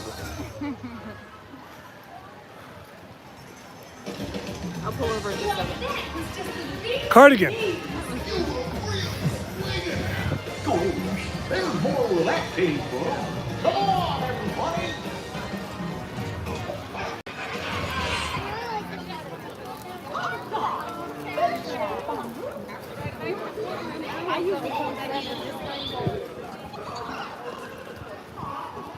All right, ready? Yeah, Okay. You want me to check the gimbal? Well, here, let me take this. Where's that go? Oh, put it in this pocket. Gimbal, what's the gimbal at? Oh, you're only at one light. On the gimbal? Yeah, What is this on? it's not. Did One it- light. It's dead. I think Okay. pretty much dead. All right, so let me switch this out. You want me to do it? Here. Yeah, hold, or Oh. one of the two. Switch that out. So what time is it? 12. So one fuel ride lasted about 3.5 hours between two devices. Do you want me to plug the gimbal in or the phone? You could probably put the gimbal in because the phone should be okay, I guess. Let's see if that light is on. Let me check here. If you want to charge your device. No, we have not. We have not met John. Now I'm sorry. Go I ahead. would say John comes in when we're usually wrapping up. And sometimes he's not even in the same park that we'll be in. I really challenge. No, actually, I think he was there, but again, we were leaving as he was coming in. He's probably like, I'm not that dumb. I'm not drinking that garbage. Come on, take one for the team.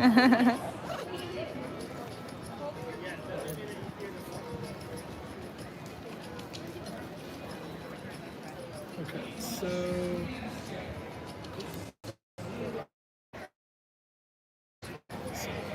plug your phone in.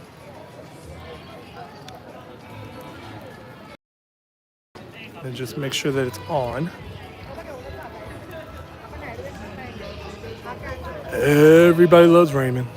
I have got to get some water. I am dying. Okay. And that other water bottle has not thawed. It's still. It really is still ice? Yes. Is that the right? I mean, huh? Is that the right one, or is it? Oh. Oh. Well, we could. It's free ice at what? We could stop at Sunshine. It's always so busy over there, but we could try. And then I'll probably let.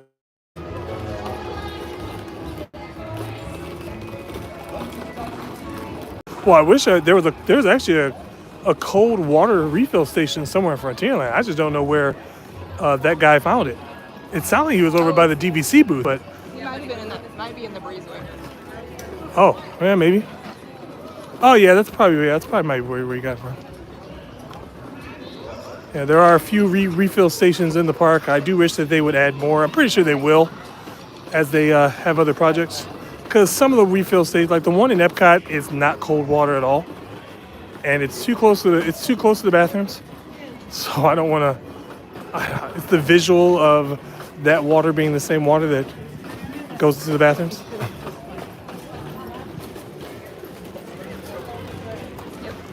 Okay.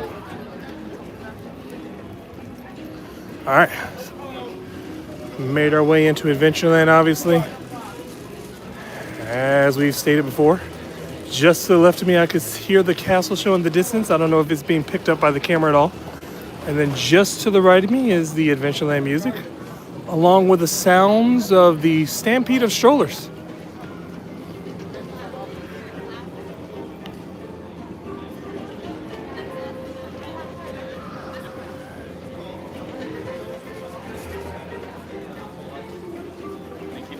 One of my favorite pastimes while working for the Walt Disney World Company is we would be, if I got here, when I was here early enough for the opening ceremonies, I would be scheduled to go to rope drop, in which it would literally be a rope that cuts you off from going into Adventureland.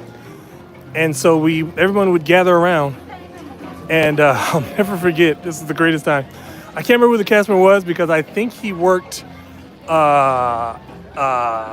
Tiki Room, but I used to carry a pirate sword, and I would stand in front of the rope right before we did rope drop, and I would pull up my sword and kind of like thrust it towards the rope as if I'm getting ready to chop it in half. And this one guy, never forget, made my day. He looks at me, I look at him, and he starts to tell everybody, it's like, hold on, lady, as a reference to the Indiana Jones movie with Short Round. I need some water. I don't know what to do with you. I can stay right here. Right there. But yeah, he even said it in the voice, like, hold on, lady, we're gonna go for a ride. Sorry if that offended anybody, but that was hilarious at that time. And the crowd thought it was funny.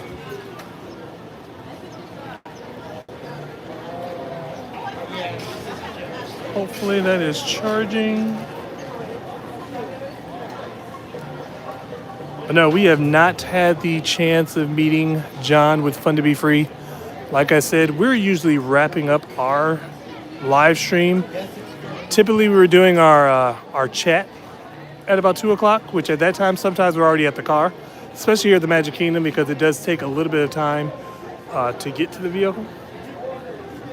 So it does make it difficult to try to do a chat at 2 o'clock and then try to get to our car in enough time to get to the school.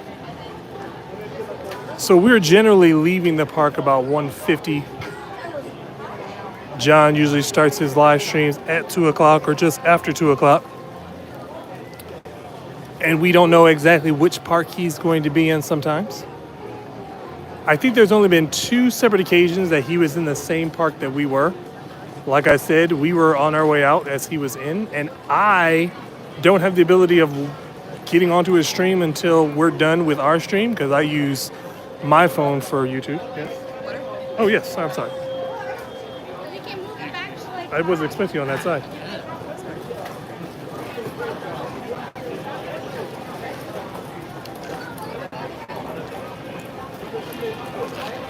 Ooh. Wow, that's really cold.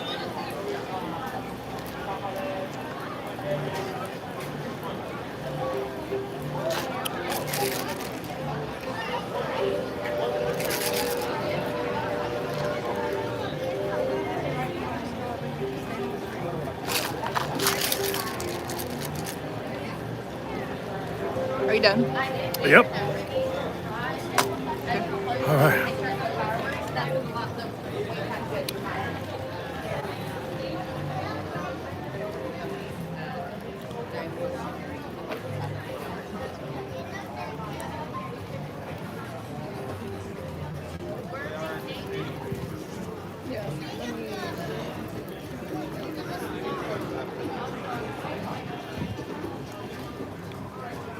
I think it's been a pretty good day for pin trading as far as I've heard. Sorry, we would like to show most of the pins that we're trading for, but we are not really sure how some cast members feel with being on camera. I've actually heard some pretty interesting stories of cast members who really don't like being on camera, which is funny that people are so particular about being on camera because after working here for the years that I have, there is not one spot in this park where you're probably not on camera except for a bathroom. I've seen backstage areas of particular rides, and there's like, I'm looking at these screens, I'm like, no, I had not even idea there was a camera in there.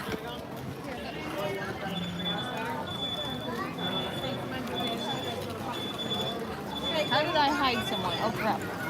Huh? It says I hid ride tracks. How did I do that? I don't know. How do I undo it? Oh, you guys, it says I hid ride tracks. Ride tracks was hidden by this time. Oh my god, what did I do? My god, what did I do? What did you do, What Ray? did you do? Oh my god. All right, well, if I don't know what anybody happened. if anybody knows how to undo Oh, I this, apparently deleted someone's message also. You guys, I'm sorry, it was in my pocket. What did I do? I don't know how to undo it. can you click on his? Is his name still showing up? Hold on. Gosh. Oh, put it in your other pocket. Maybe it'll reverse the effect. How rude am I?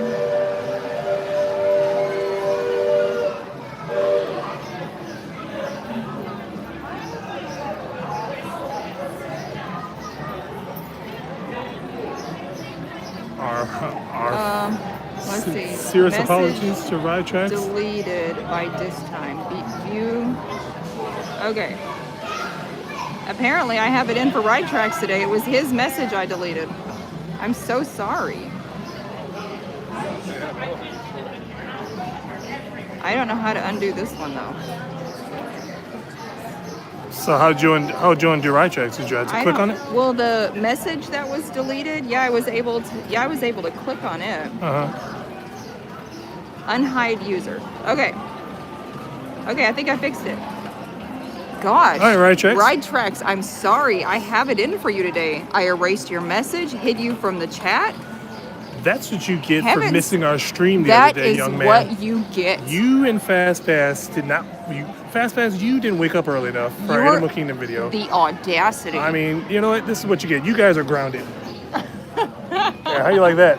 Oh, stay right here. There's pins. Ah, see, now you're grounded for even longer. She found pins. Okay, you're off punishment. The joys of a blonde with technology and a blind man trying to navigate. And if you can't hear in the distance, if it wouldn't be a streaming without the screaming.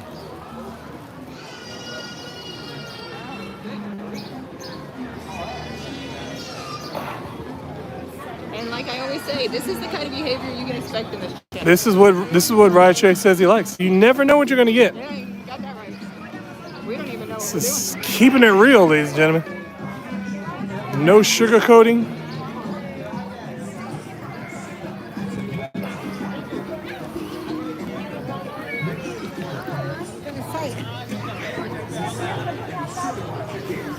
All right, now that we're back in Adventureland, I got another Throwback Thursdays for any of you old school viewers.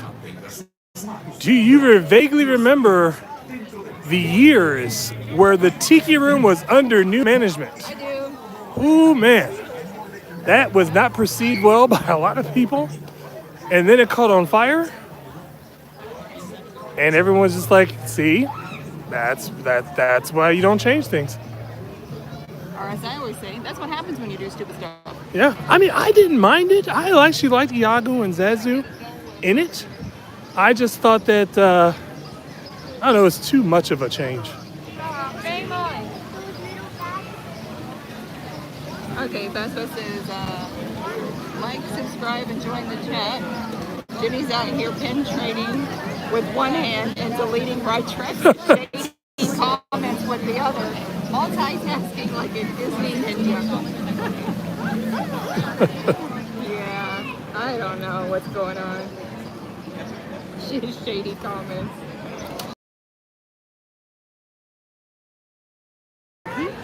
Shady? You haven't even seen Shady yet. Shady Aftermath? We want to see it though. What's the wait time for Pirates? Sounds like a 30-minute. It is a 30-minute. Can we document that? Can I turn it this way? Uh-oh. Sorry. Okay. What did you do? I don't know. I was making sure the cord didn't come 30 loose. minutes.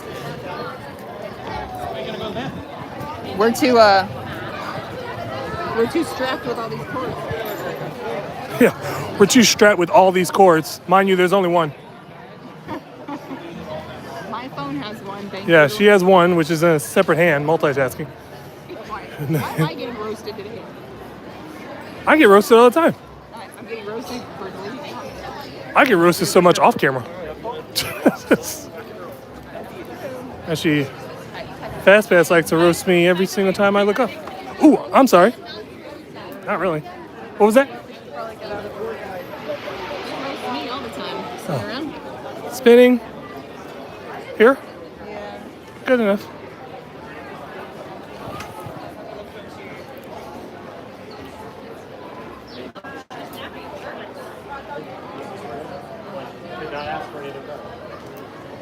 Trying to get my bearings here. I know we're somewhere in Pirates. I know we're just past the ride. I feel as if I hear the bathrooms behind me, or the hallway of the bathrooms.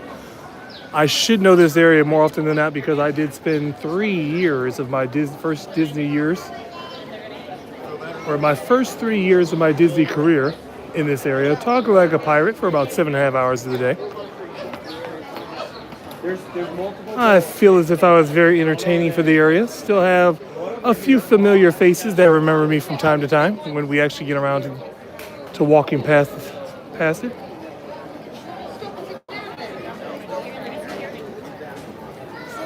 Like I said, I could probably, even without my eyesight, I could probably still work this attraction better than some people. Right nowadays. Track says you get roasted, I get watched from the chat. Yeah.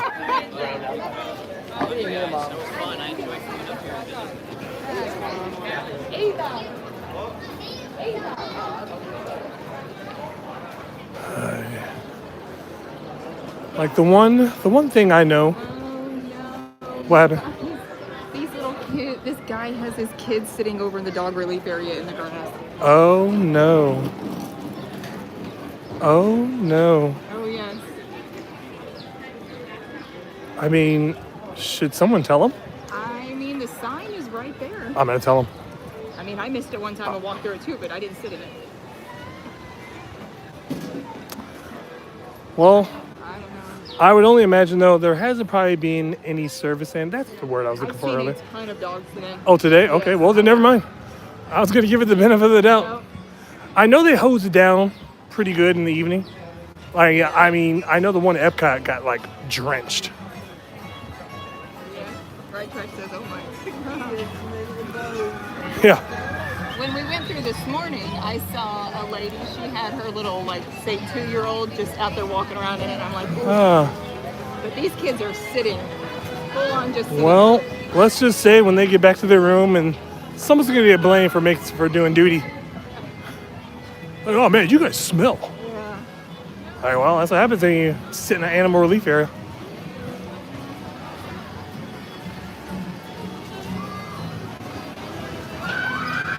Oh. Over the bridge. Tiana's Bayou Adventure.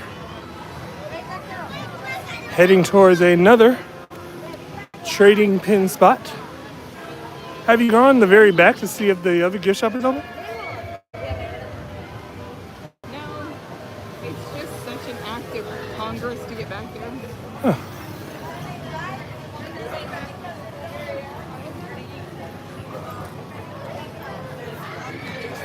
And as I stated before, Big Thunder Mountain coming up in the distance under a large. There, I'm sorry. It's all right. Big Thunder Mountain under a large refurb. Originally scheduled for a year. What happened here? Turn. My phone good? Okay. Yeah. Okay. Feels like it's twitching on me. Oh, maybe he categorizes his kids differently. That's true. That's but so you didn't go live at Animal Kingdom. We did Yeah, we did. Tuesday. Yeah, Tuesday we Not went live, yesterday. but I think we were done before lunch. Yeah, I'll be back. Yeah, we were. It was basically we got there super early. I think the park opened at 8 that day. We just started filming. It wasn't really anything in particular we were doing.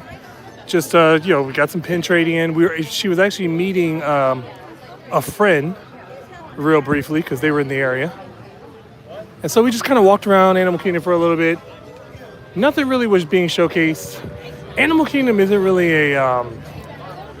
I don't want to say it's not a fun park. It's just there's just not enough to do for the sake of a live stream. How some people do it. I mean, I've heard their videos, and it is a whole lot of nothing. We're not really big on doing the safari all the time. Once you've seen the safari once, you've seen it a million times. Especially because you're not guaranteed some of the animals at the same time too. So yeah, that was just a short stream. I think that stream. I don't even think we were live for 2 hours. So I didn't really expect too much out of that anyway. Even though surprisingly we got 10 likes out of it, I was quite pleased by that. If it was an Epcot day, that would have been a cup of Beverly.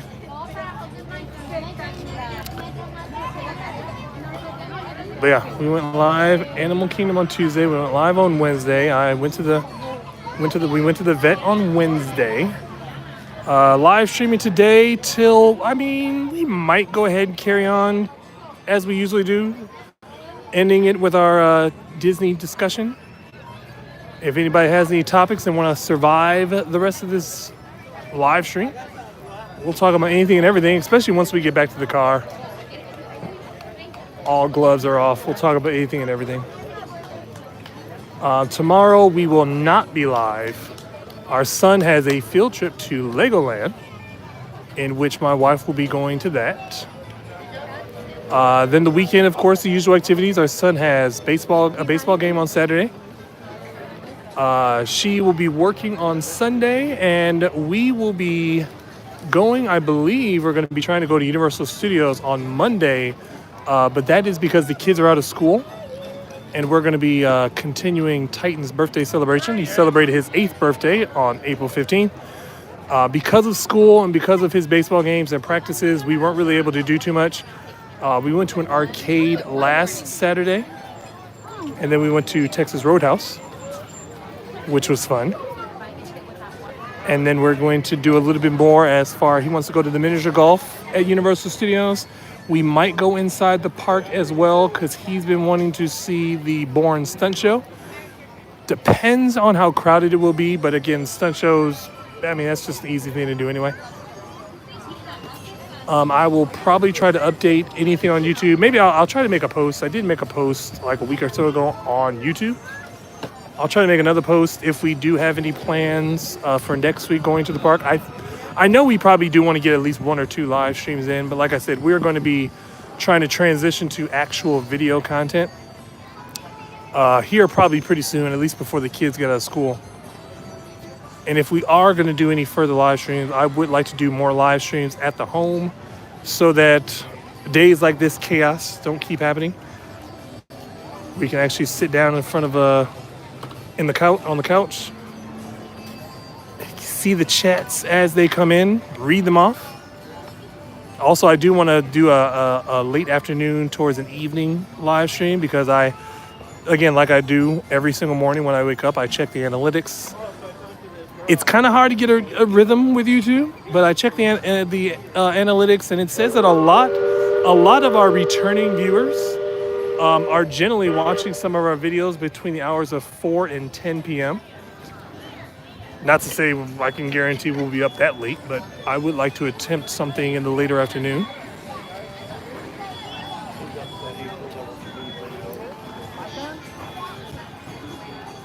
And I do realize, apparently from one of my analytics have also told me we have a lot of unique viewers. I really don't know what that means. But apparently we have returning viewers and we have some unique viewers. And that could be very well just people who are just watching us from their offices. maybe not able to comment or subscribe as they are just listening to us in the background. Another reason why I'm trying to keep the conversation going as much as I can, I noticed that in a lot of our previous live streams, there was a lot of silence. I try to be as talkative as I can, much like John with Fun to Be Free.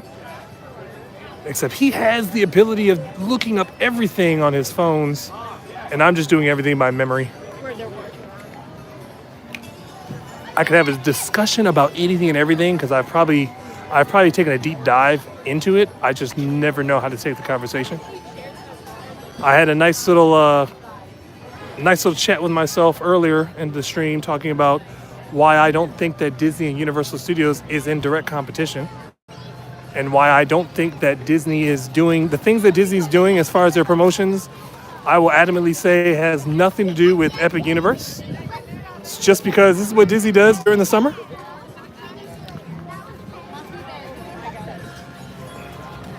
Red Track said Animal Kingdom is like the first tour of Jurassic Park, nothing to see. Now if the animals were set loose, they Yeah. would enjoy the park more. Okay, well, That that's is, a whole new park. that is the greatest reference I've ever had towards Animal Kingdom. I was like, yeah, Animal Kingdom is definitely like the first hour of Jurassic Park. It's like, oh man, this is great.